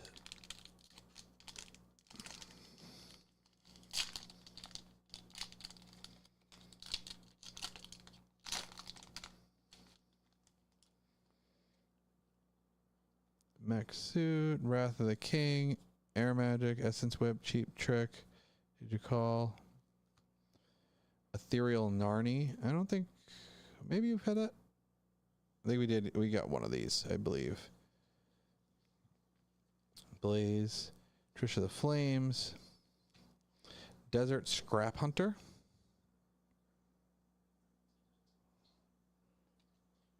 Herbal Storage Room, and Oasis. All right, last pack.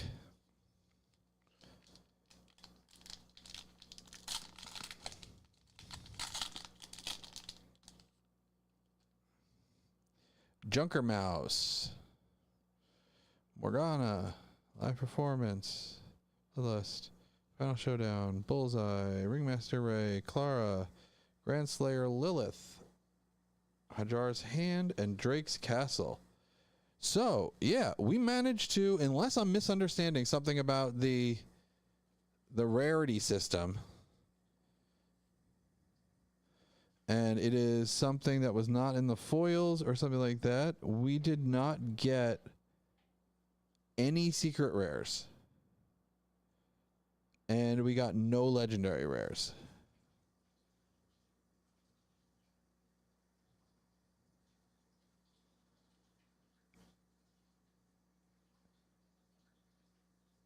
I'm assuming the secret rare symbol is supposed to be down in the corner because I pulled them before. And so this would be like the equivalent of opening up like a Magic the Gathering box and not getting any mythics in the entire box. Oh, I missed this one. This is a foil.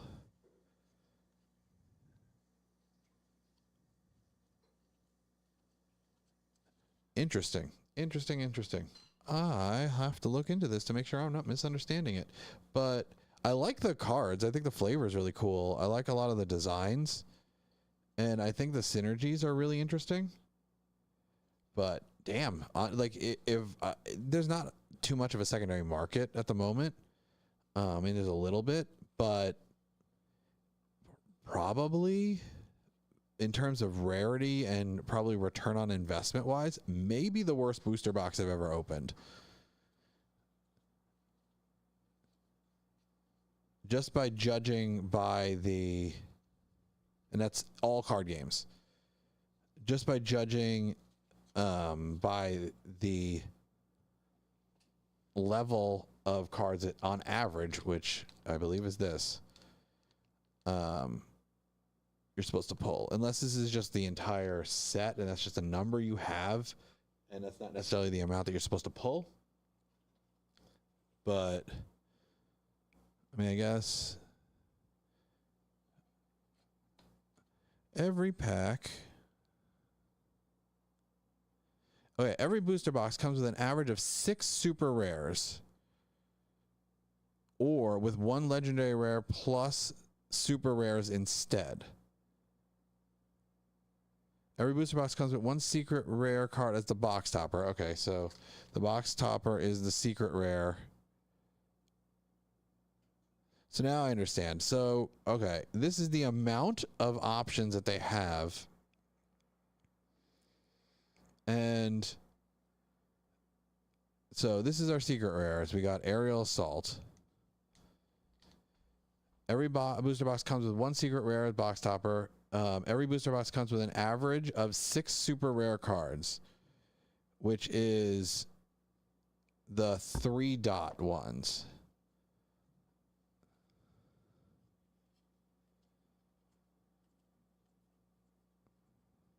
Let's see where we hit.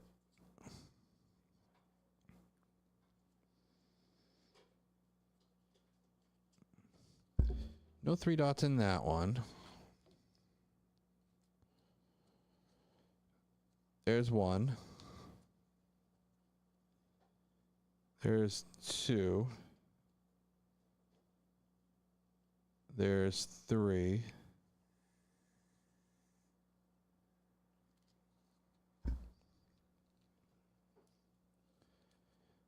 There is...